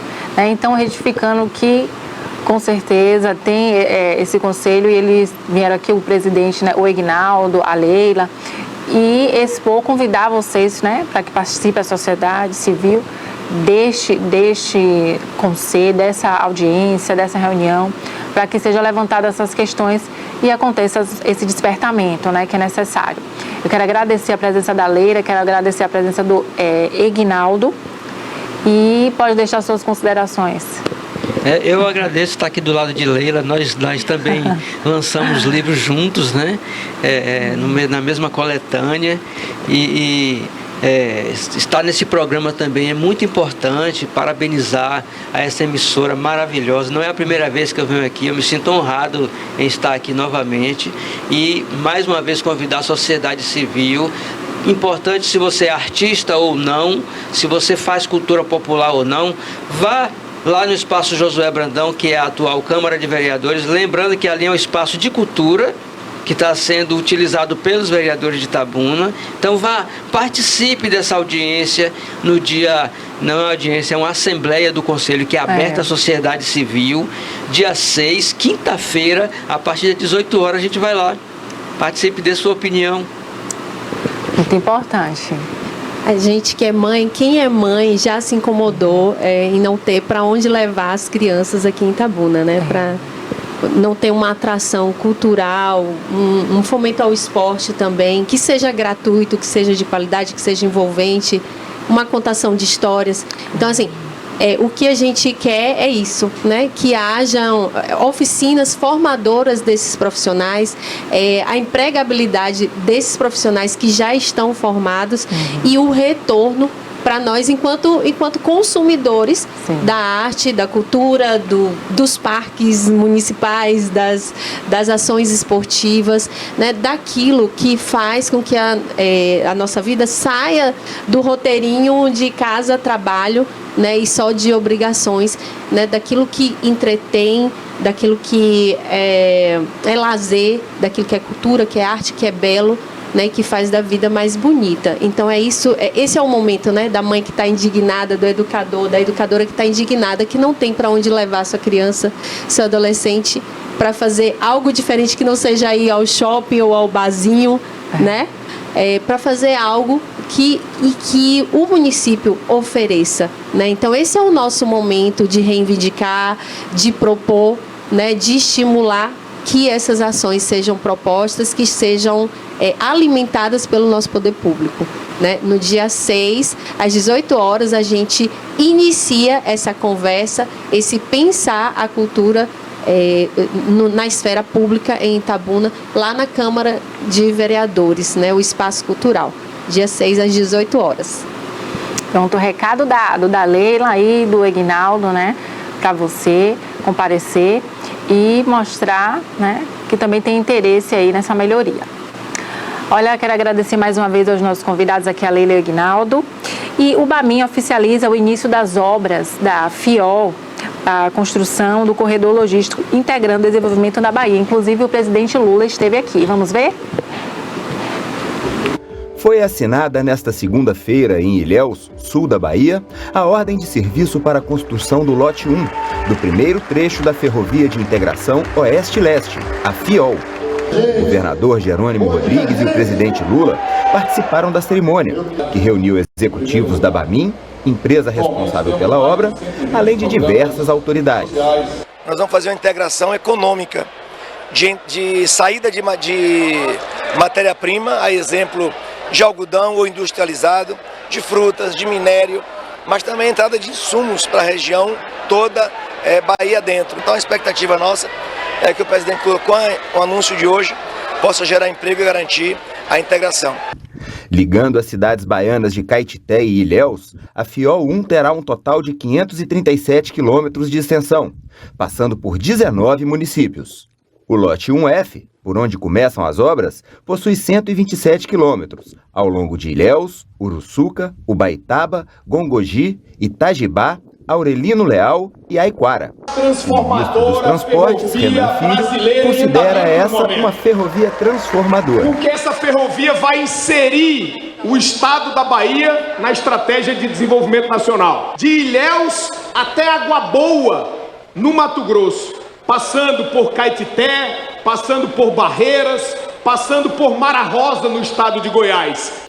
O investimento é de R$ 1 bilhão e 100 milhões de reais e deve gerar mais de 1.200 empregos. Embora a empresa espere concluir a obra em 2027, o presidente Lula pediu que a entrega seja antecipada.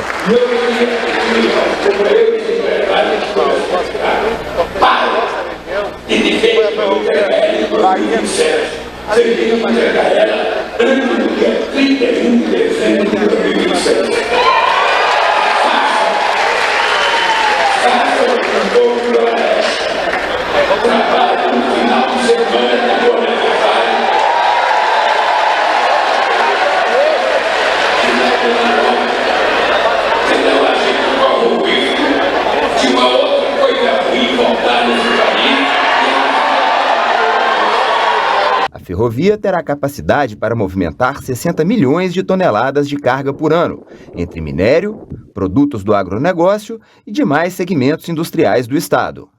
Investimento como esse vai alavancar o crescimento, porque temos os mesmos ambientes geológicos de qualquer outro lugar do mundo.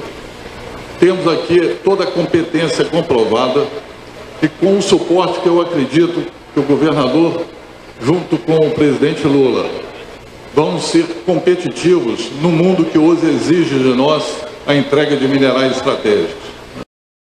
Aqui neste momento do evento da BAMIN, né, com o vereador Egídio de Ilhéus, Cláudio Magalhães, e está acompanhando aqui as atividades e aguardando o presidente Lula e o governador Jerônimo.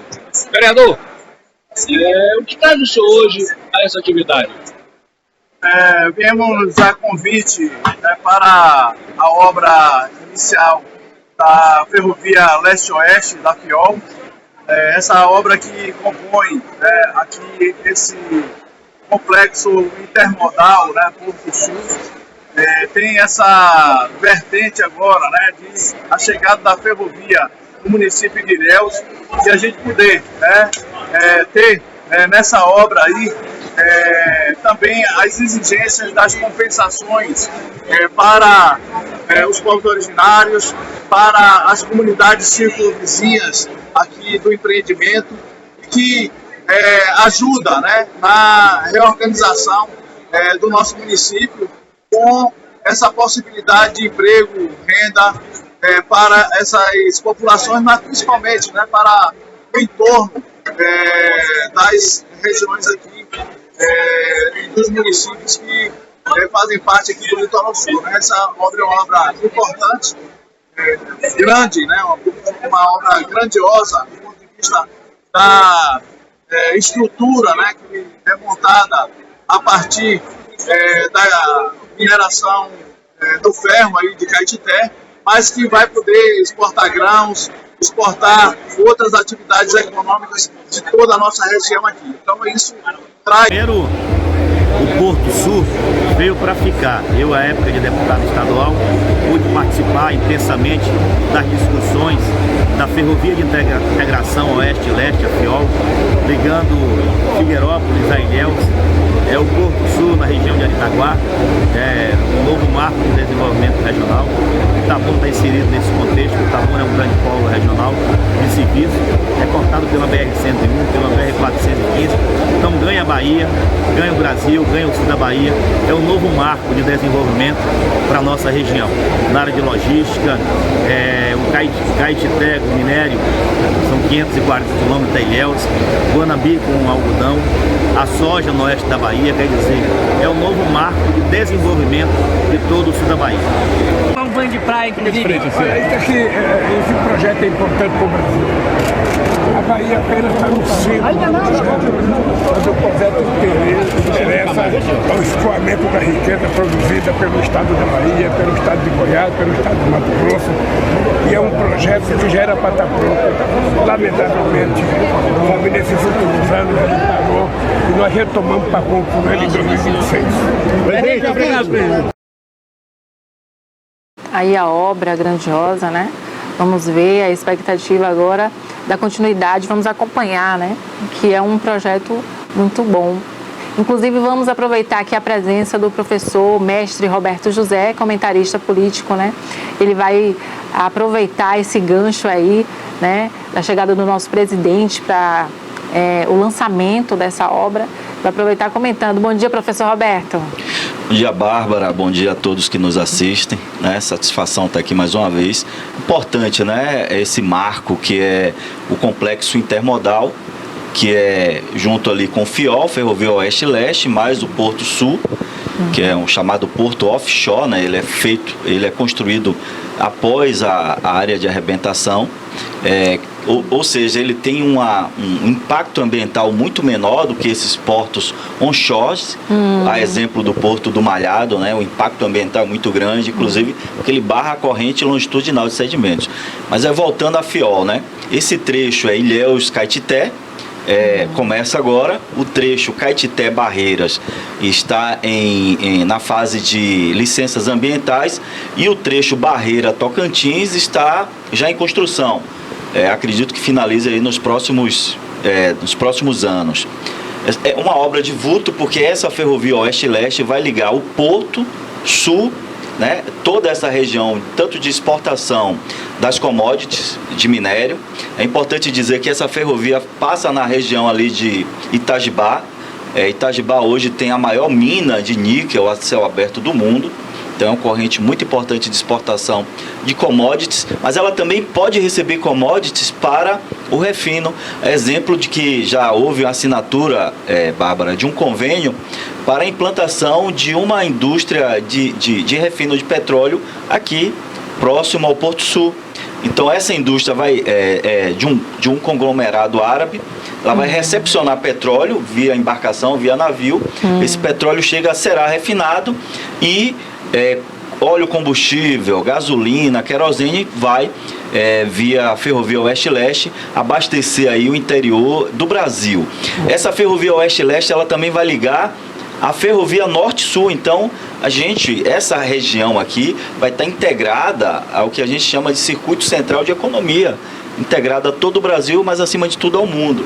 Então, do ponto de vista estratégico e geopolítico, é extremamente importante. Sim. Porque o transporte marítimo e o transporte ferroviário, ele, do ponto de vista econômico, é muito interessante. Ele impacta muito menos do que o rodoviário, por exemplo. O rodoviário é muito caro.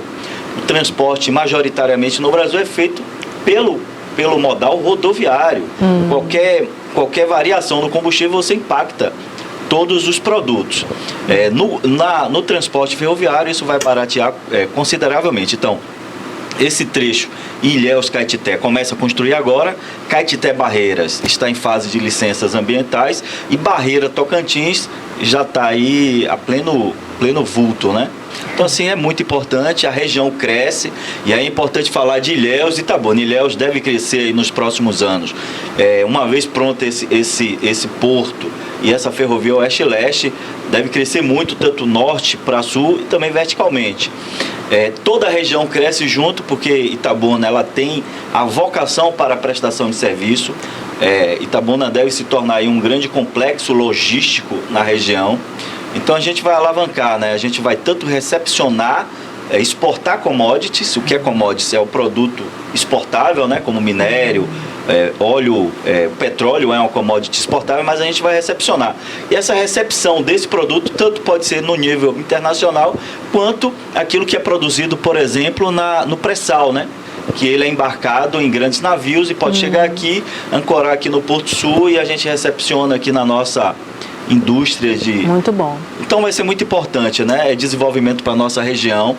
A nossa região ela tem uma identidade muito característica. Quem faz sobrevoo aqui percebe que quando você chega na região sul da Bahia, fora a parte do extremo sul que predomina ali a celulose, você tem aqui no sul da Bahia aquela mancha verde. É o que? É o cacau cabru, que é o cacau produzido no modelo agroflorestal, né? Isso é muito importante, agrega valor. Verdade. É muito importante, professor. E é um crescimento também, né, como o professor falou, econômico e grandioso, né, que abrange não só Ilhéus, mas Itabuna, né, e tudo aí envolvido. Toda a região, né? Agora, a previsão de conclusão dessa obra tem, professor? Tem. Na verdade, Lula espera concluir esse trecho até 26, né? Então, é um trecho que já está tudo certinho, tudo pronto, tudo bem cronometrado até 2026. Sim. Esse trecho, Ilhéus-Caetité. E aí a gente já pode transportar, porque também o Porto Sul está também em pleno vigor, né? Essa parte aqui a construção de toda a infraestrutura do entorno está pronto. Quem pega o litoral norte de Ilhéus percebe ali já a movimentação. Construíram uma ponte, né? Uma ponte sobre o rio Almada, né? E ali quem vai para Ilhéus, se não quiser ir por dentro de Ilhéus, quem vai para a região norte, quem vai para Itacaré, pode ir por Uruçuca e daqui um dia pegar esse trecho, cortando o caminho ali, já saindo naquela área ali do Porto Sul. Então, é mais desenvolvimento para a região. E aí, a gente pega aí o gancho do censo 2022, né? Ilhéus teve um crescimento relativamente... Um crescimento relativo. Significante. É importante dizer que Ilhéus, o censo de 2000 para 2010, Ilhéus perdeu quase 50 mil habitantes. Não é porque perdeu, é porque o censo foi mal feito naquele tempo, ou feito de forma intencional, né? A Ilhéus passou a ter... Porque tudo isso impacta, inclusive, na quantidade de vereadores que a cidade vai ter, na quantidade de recursos, que é o fundo de participação do município. Em 2010, Ilhéus... Eu lancei até uma figura aí para a gente ver quanto que cada cidade cresceu e quanto que as cidades diminuíram. Perceba ali que Ilhéus, ela é a 8ª cidade da Bahia, né? Ela tinha no censo de 2010 uma população de daqui não dá para enxergar bem, mas ela cresce, ela tem um percentual de crescimento, Ilhéus, né? Ilhéus, então, vou chegar aqui Ilhéus, na verdade, ela sai de 184 para 178, ela perdeu 5% de habitantes. E aí eu quero fazer uma comparação com Itabuna. Itabuna tinha 204 e passa a ter, no censo de 2010, 186, ou seja, Itabuna perde 18%. Ilhéus perdeu habitantes. Qual é a relação que a gente faz sobre isso? Primeiro, que a gente tinha uma estimativa de população. Essa estimativa é feita a cada 2 anos. É uma estimativa por amostragem. O que aconteceu no censo de 2010? Era para, em 2015, fazer um pré-censo, né? Uma estimativa muito mais bem feita e aprofundada. A cada 5 anos, entre um censo e outro, você faz um trabalho desse, o IBGE. E não foi feito. Sim. Isso aí já foi no governo Dilma. Foi feito por uma série de situações. E isso impactou os números reais. Tanto que, em razão desse pré-censo que foi em 2015, que seria feito, e que não foi feito, a gente fez uma amostragem nos anos posteriores, tinha-se a ideia que o Brasil teria 220 milhões de habitantes. E o Brasil não tem isso, né? O censo trouxe essa informação. Itabuna, a gente tinha uma perspectiva de ter 205, 210 mil habitantes. A gente tem 186 mil habitantes. Muitos prefeitos têm reclamado porque, primeiro, o censo vai impactar no FPM, que é o Fundo de Participação dos Municípios, mas o governo federal já deu uma decisão. Nós vamos fazer isso ao longo dos 10 anos, fazer uma transição, exatamente para que os prefeitos e os governos, inclusive os estados que perderam habitantes, não é o caso da Bahia, a Bahia cresceu, mas cresceu muito pouco com relação a 2010, mas também dentro da expectativa estava menor. Inclusive a Bahia tem agora a possibilidade, Bárbara, de ter menos um deputado federal por conta disso. Itabuna está ainda dentro da margem da quantidade de vereadores, então permanece 21 vereadores. Mas o fato é que aí eu lancei uma outra figura, que é a base etária, a pirâmide etária no Brasil mudou dentro dos censos, né? Então o que a gente tem no Brasil? Essa tá a pirâmide etária. Em 1940 você percebe que você tem a base da pirâmide, né? De quem nasce no Brasil. Nasce muito mais gente do que morre lá em cima, né? Topo 70 anos. Era a idade máxima que se chegava, uma quantidade pequena de pessoas. Em 1940, a expectativa de vida no Brasil era muito curta. A gente vinha ali melhorando a parte sanitária, a parte de vacinas, mas obviamente estava nascendo muitas pessoas. Aí o censo de 1970, você ainda tem uma base da pirâmide etária brasileira grande, né? Mas ela começa a estreitar com relação ao nascimento de pessoas, e lá em cima o topo, que é 70 anos, você começa a crescer. Aí o censo de 2000, olha o que o censo de 2000 fez, um achatamento da base da pirâmide. Perceba que está nascendo menos gente. É verdade. Então a população brasileira está ficando mais velha. Olha a quantidade de pessoas lá no topo da pirâmide, dos 70 anos. Muito mais mulheres. É óbvio que o homem, ele se cuida menos do ponto de vista da saúde. Isso é cultural, ele se cuida menos, ele vai menos ao médico. Ele também se arrisca muito, né, no trânsito, em brigas, enfim. Então morre mais homem. Então você vai ter, consequentemente, mais mulheres. A base piramidal, ela vai achatando e crescendo. Então a população brasileira está ficando mais velha. Consequência, está nascendo menos pessoas. Então a gente teve, Bárbara, no período da Covid, o que é que a gente teve? Chegou um aumento da Covid que morreram mais pessoas do que nasceram. A gente chama isso de crescimento vegetativo negativo. Então, a gente teve mais no Brasil mortes do que nascimento. Agora a gente vai para um grau de... O crescimento vegetativo, ele vai equilibrar agora. Vai praticamente morrer ao mesmo tempo, tanto que nasce. Mas em algum momento a gente vai chegar como os países europeus, está faltando gente. E aí seria até pauta para um outro momento. Porque a Rússia precisa dos mercenários? Porque não tem gente para ir para a guerra. A Rússia perdeu habitantes.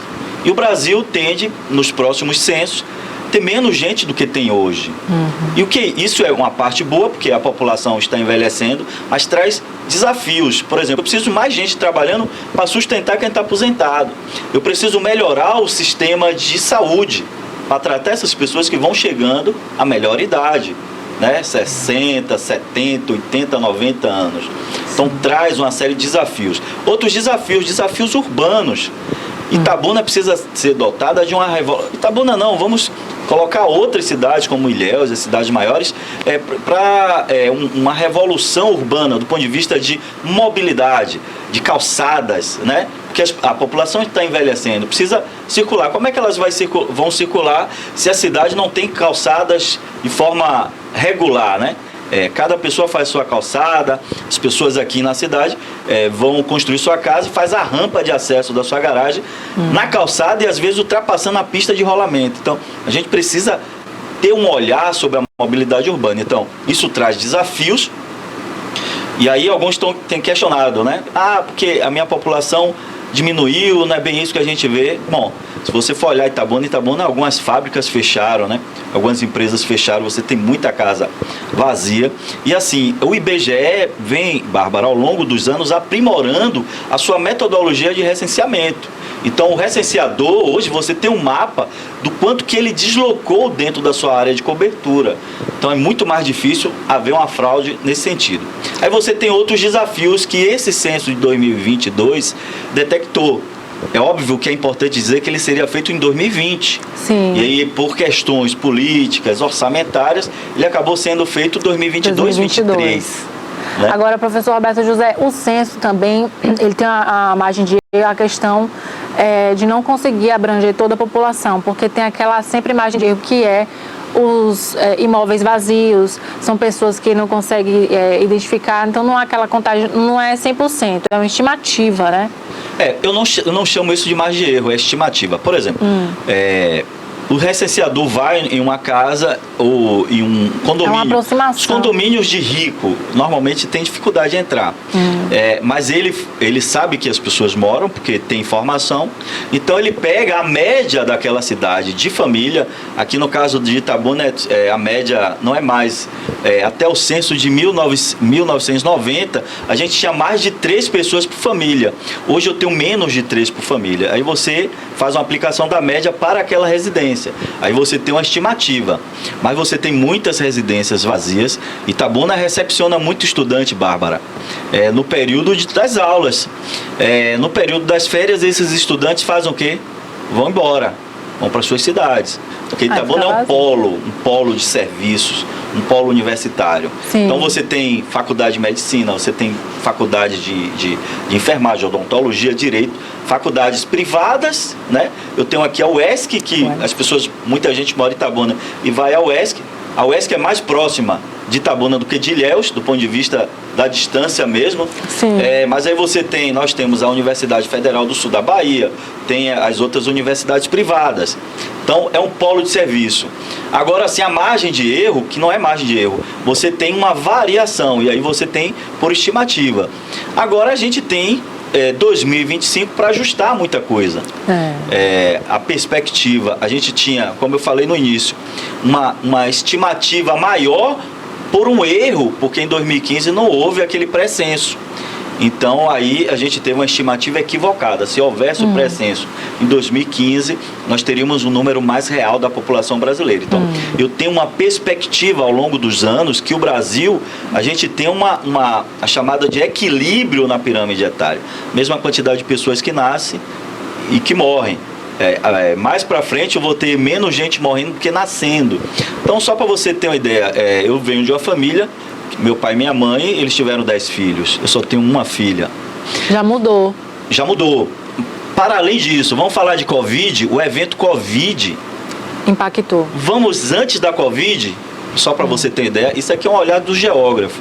Sim. A geografia ela tem uma visão sistêmica do fenômeno. Os fenômenos estão interligados, você não pode analisar um fenômeno dentro de uma caixinha, você tem que fazer uma análise. Vamos voltar um tempo, a Covid, Zika, chikungunya, e qual é a outra? Arbovirose, Zika, chikungunya e esqueci o nome da outra, que é transmitida pelo mosquito da dengue, o Aedes aegypti. Aquela da hidrocefalia. Essas arboviroses fez com que muitos casais revissem seu planejamento de ter mais um filho, foi o meu caso. Né? O medo de você ter um filho. Eu também só tenho um professor. Também só tenho um filho, professor. O medo de você ter em uma situação dessa, o mosquito da dengue está aí, sobrevoando, entrando em tudo que é lugar. Até para a gestante, né? Para gestante, você ter um filho com hidrocefalia, sabe? A bem complicado. Bem complicado. Então, muitos casais, isso que eu estou falando aqui é fruto de pesquisa. Então, muitos casais reviram o seu planejamento familiar. Então, já existia uma perspectiva, Bárbara, de ter menos filho. O que é que foi com essas arboviroses, né, intensa em todo o Brasil, e não é diferente em Itabuna, nessas outras cidades, revisse seu modelo, sua perspectiva familiar. Aí vem a questão da Covid, que impactou negativamente com mortes, né? O Brasil teve 700 mil mortos. isso tem uma consequência direta do modelo de gestão do governo Bolsonaro. Estudos dizem que 1/3 disso aí seria evitado se a gente tivesse apressado o processo de vacinação. Que se não houvesse essa negação à ciência, como ocorreu no Brasil, e o presidente ser uma espécie de garoto propaganda desse modelo, dessa coisa negativa, né? Desse negacionismo. Então, as pessoas também reviram o seu planejamento familiar. Então, as famílias hoje no Brasil, em Itabuna, melhor dizendo, agora é uma perspectiva de Nordeste, Sudeste e Sul, menos de 3 por habitante. Só o Norte chega a 3,1, 3,2. Mas hoje as médias de famílias no Nordeste, mas especificamente Itabuna, é menos de 3 por casa, por habitante. Então é feita aí dentro dessa média. Uma residência vazia, que sabe que está vazia, ela é computada como residência vazia. Mas uma residência que as pessoas se negam a dar informação e após um período de insistência do recenseador, aquela residência entra como uma família média, que é essa de 2 ponto alguma coisa, menos de 3. Ela vai para o cômputo geral. Então assim, você tem uma metodologia do IBGE muito mais apurada. Agora a gente daqui a 2 anos tem aí um pré-censo em 2025 e dá para fazer utilizando aí todo o aparato, não é um governo negacionista, e aí a gente consegue ter um raio-x mais bem definido. Até porque nesse modelo, nesse censo, ficou muita dúvida, né? No primeiro momento faltou dinheiro, aí não fez 2020, o governo não queria porque é negacionista, então houve aquela coisa. Então, por isso que é uma dúvida. Mas assim, conhecendo os profissionais que trabalharam nisso, tanto os coordenadores como os recenseadores, eu tive contato com alguns, a gente sabe que a metodologia foi muito bem aplicada, e a margem de erro, se é que existe margem de erro, é muito pequena. É exatamente isso aí. A gente tem, já na década de 80, Bárbara, uma coisa que a gente chama na geografia do fenômeno de desmetropolização. O que significa isso? Está lá na geografia urbana. É o crescimento menor das regiões metropolitanas em detrimento das cidades pequenas. Cidades pequenas cresceram muito. Mas uma cidade, para crescer, ela precisa ter atrativos, né? Mobilidade urbana, uma saúde mais eficiente, emprego e renda. Aí por que Vitória da Conquista cresceu e cresceu bem nos últimos anos? Por que Camaçari vem crescendo? Camaçari vai recepcionar agora a Ford do Brasil. Saiu de lá, mas ela vai recepcionar aí agora a BYD, né? A sigla é BYD, né? Que é uma empresa, que é uma indústria chinesa de produção de veículos, tanto de caminhões quanto de ônibus e veículos leves. Ela tanto produz veículos a combustão quanto veículos elétricos. Então, é uma das maiores do mundo. Ela vai ser implantada e hoje, hoje, até o final de semana, no seu dia, vai ser o lançamento lá no Farol da Barra, né? Isso é uma festa, recepcionando essa fábrica aqui, que vai gerar muito emprego. Então, vai ter muita gente querendo morar em Camaçari, porque Camaçari é uma cidade muito grande, né? É um município grande. Camaçari tem a área industrial, mas também tem a área de praias. Sim. Aquela área de Monte Gordo, toda aquela área de praia ali. Então, assim, é uma cidade que tende a crescer, talvez nos próximos anos, inclusive, superar a Vitória da Conquista.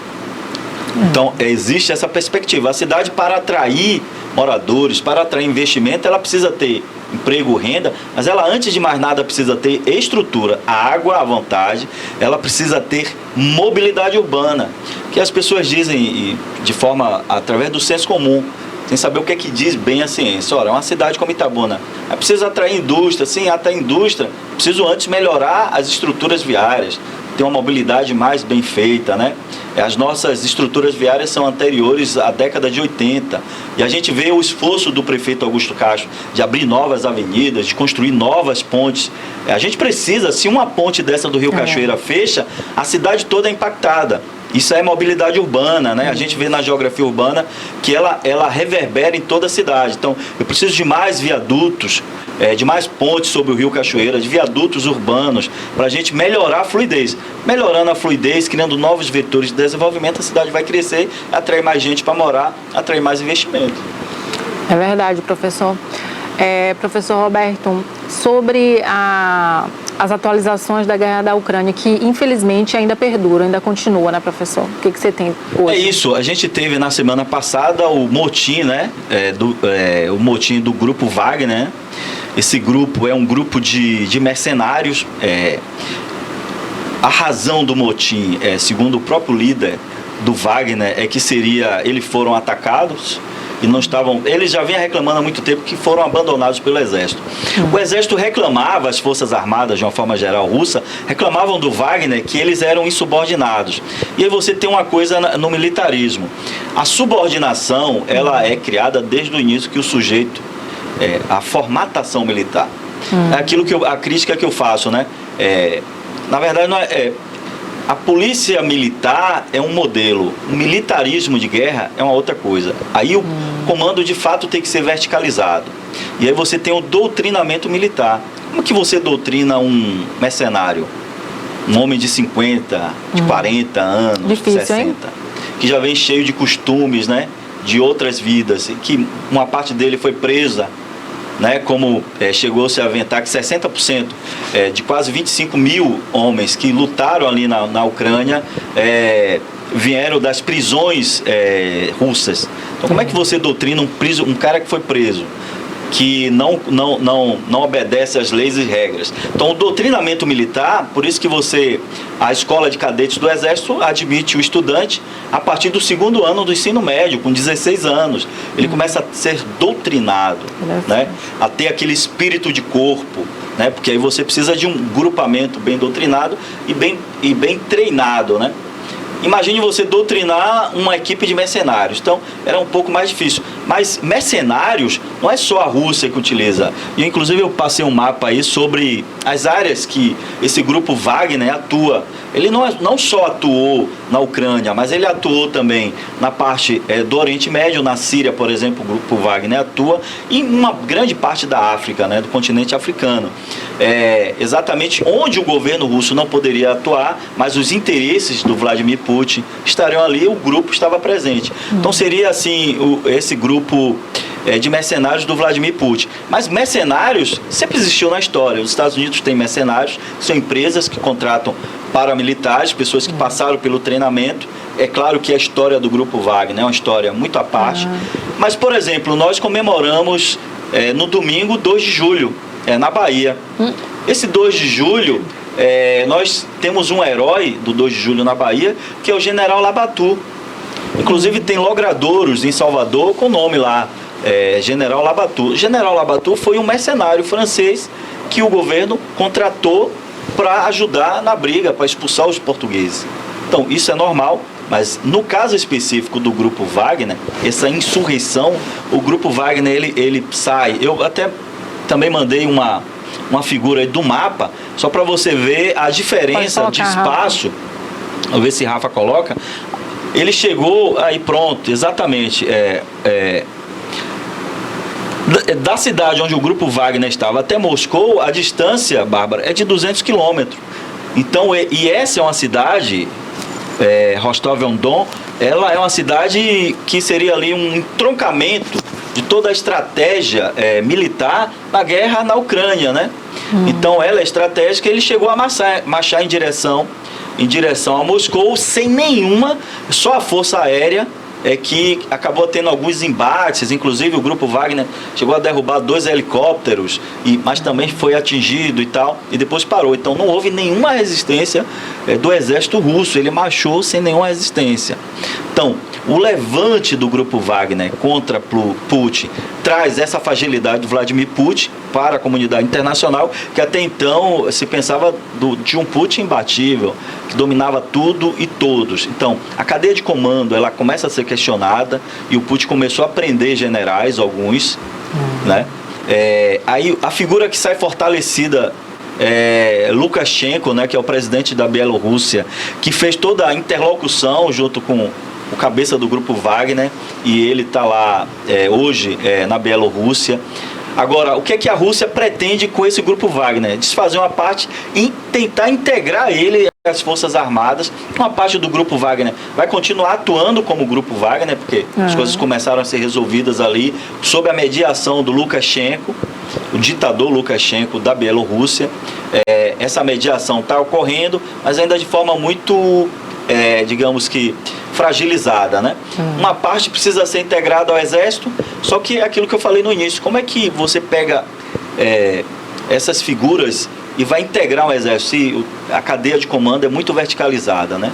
Então é extremamente difícil, mas há uma perspectiva de integração ao exército, de perdão pelos crimes cometidos, e aí passar uma lei na Rússia é muito fácil, porque o Vladimir Putin tem um domínio de todos e de tudo e todos. Porém, a aceitação pública de Vladimir Putin desde o início dessa guerra, e que eles lá não chamam de guerra, aliás, ele tratora na imprensa para que não se chame de guerra, e quem chamar de guerra acaba sendo preso por crime contra a nação, a aceitação dele tem caído dia após dia. Fora isso, a Rússia não tem homens para estar mandando, que a população russa, assim como a nossa, está caindo. A dele já está caindo, a nossa chega agora numa estabilização do crescimento vegetativo.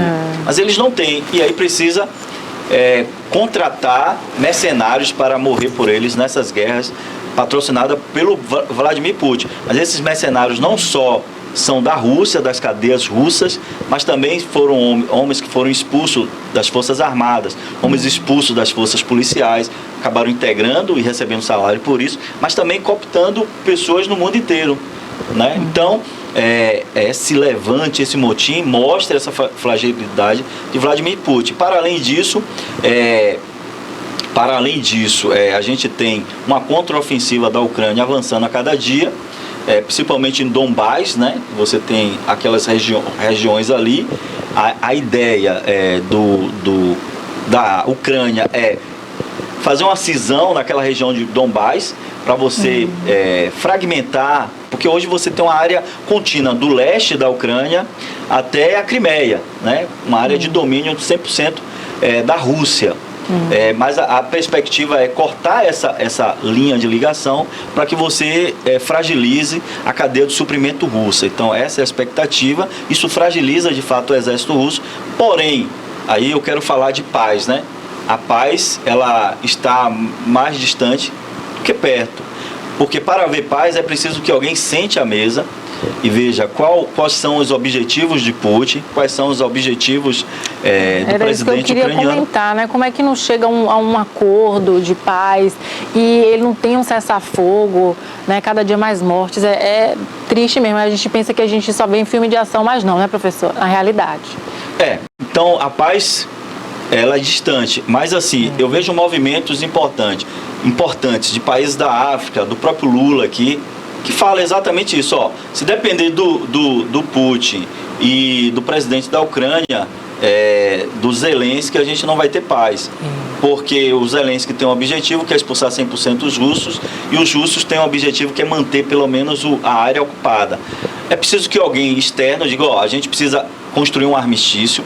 E aqui eu quero chamar a atenção, porque a guerra não dá tempo de falar sobre isso agora, e a gente poderia marcar um momento. Sim. Mas essa guerra, a gente tem um contexto histórico, ela não surgiu do nada. E aí, para explicar ela, é preciso ir lá atrás, na chamada guerra franco-prussiana. A cadeia de desenvolvimento disso, porque aí lá na frente, depois da Segunda Guerra Mundial, em 45, você tem um surgimento da OTAN. E para fazer contraforça à OTAN, que é a Organização dos Países do Norte Atlântico, você tem a criação do Pacto de Varsóvia, que é também uma aliança militar do lado leste. Então, remonta tudo isso. Então, é uma explicação mais demorada, porque a história, as coisas estão totalmente ligadas. Então é preciso que alguém externo venha. O Stalin, ele invade, em um momento da União Soviética, a Noruega e começa a guerrear com a Noruega, e teve que haver um armistício. Nesse armistício, a Noruega permitiu perder uma parte do seu território para que se tivesse paz, para que as animosidades se cessassem.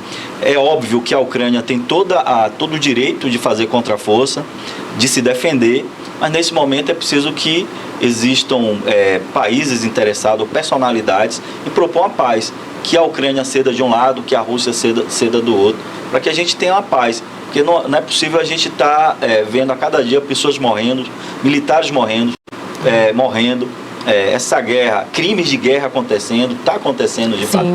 Hoje mesmo você tem um prédio que acabou sendo bombardeado por drones russos adquiridos no Irã. Uma pessoa morreu, era um prédio, segundo informações da Ucrânia, um prédio residencial, né, para civis. Então assim, a gente precisa estabelecer, só que o que é que a gente tem hoje que não tinha, por exemplo, ano passado. É um grupo de pessoas devotadas, de pessoas inclinadas a estabelecer um conceito, estabelecer uma reunião para que a gente consiga aí, num curto espaço de tempo, uma declaração de armistício, né, de não agressão entre as partes. É óbvio que aí, falando do lado da Ucrânia, né, a Ucrânia está se defendendo, não está agredindo ninguém. E na defesa, ela está fazendo os ataques de forma cirúrgica e de forma planejada. Mas é preciso que se estabeleça um pacto de não agressão para que a gente tenha um armistício e, a partir de discutir um tratado de paz. Em todos os tratados de paz na história da humanidade, os dois lados têm que perder uma parte para que a gente tenha a paz retirada dali. Alguém tem que... E é aquilo que eu te falei lá no início.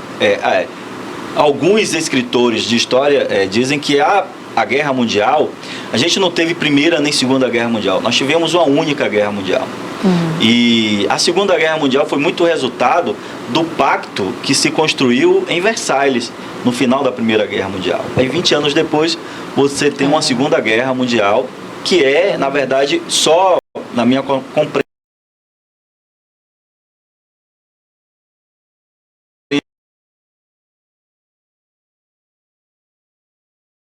a Segunda Guerra Mundial continua na Primeira. Mas você remonta, por exemplo, a França e a Alemanha, né? Antes não era a Alemanha, eles estavam disputando 2 espaços, né? Que era Alsácia e Lorena. E aí você remonta lá os tempos em que a Alemanha ela fez a sua unificação tardiamente. Enquanto todos os países, a Prússia, né? A Prússia de Otto von Bismarck, né? A Alemanha se unificou a partir da batuta de Otto von Bismarck, da Prússia, né? Só que a Alemanha se unificou tardiamente, enquanto os outros países na Europa todos já tinham se unificado, tornado um Estado forte e ido procurar as colônias, né? Na verdade, furtar as colônias, né? Tomar de assalto a África, né? E se enriquecer em razão disso. Ora, a Revolução Inglesa, ela, segundo os historiadores, o ouro do Brasil é parte importante na Revolução Inglesa industrial, né? Naquele acordo de Brasil-Portugal, ou de Portugal-Inglaterra, né? Então, assim, a história ela está toda ligada, nada está isolado, né?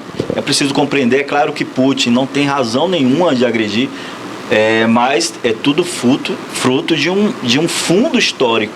Isso, que vai sendo montado, e essas animosidades, essas inquietações, em um momento ele tem esse impacto. Agora, imagine se o grupo Wagner consegue tomar a Rússia, vamos a situação hipotética. Tantas ogivas nucleares que a Rússia tem, pensou? Misericórdia, um grupo de mercenários. Terrível. Então, de repente o Putin seja um mal necessário, enfim, tudo isso é preciso ser discutido, né? É verdade. Professor, eu tinha até mais perguntas, só que o nosso tempo, ele foi embora, né? Mas foi bem proveitoso aqui o comentarista, mestre Roberto José, falando com a gente sobre temas muito importantes, né? Eu tenho certeza que você gostou. Pode deixar suas considerações finais, que a gente vai estar encerrando daqui a pouquinho. Não, é isso. Estou sempre à disposição de vir aqui para a gente discutir a geopolítica. Volto a dizer que a geografia, ela tem essa perspectiva, né, da análise sistêmica do fenômeno, né? O fenômeno ele não está isolado em um compartimento, mas ele precisa ser compreendido. A história do espaço, né, o espaço geográfico, e tem um escritor francês, o Yves Lacoste, que ele diz assim: geografia antes de mais nada serve para fazer guerra. Então, aí você tem, por exemplo, para explicar a guerra franco-prussiana, você tem 2 outros grandes geógrafos. O Hatzel, que era um geógrafo alemão, e o Vidal de Lablache. É por isso que coloca aquele mapa na mesa. Pois é, e então... aí vai fazendo a estratégia de guerra. A geografia, ela precisa geografia disso. Pura. Então, por isso que é sempre bom vir aqui falar de geografia. Pois é. Um prazer também recebê-lo aqui. Quero agradecer novamente ao professor mestre Roberto José, sempre contribui nosso parceiro aqui da TVI, programa TVI News. Nós vamos encerrar o programa de hoje. Quero te agradecer a sua audiência, a sua participação aí e te convidar para amanhã estar aqui conosco de novo, novamente às 10 horas ao vivo. O próximo programa para você que acompanha ao vivo é o Alerta Cidade com Denilton Santos. Até amanhã com fé em Deus. Tchau, tchau.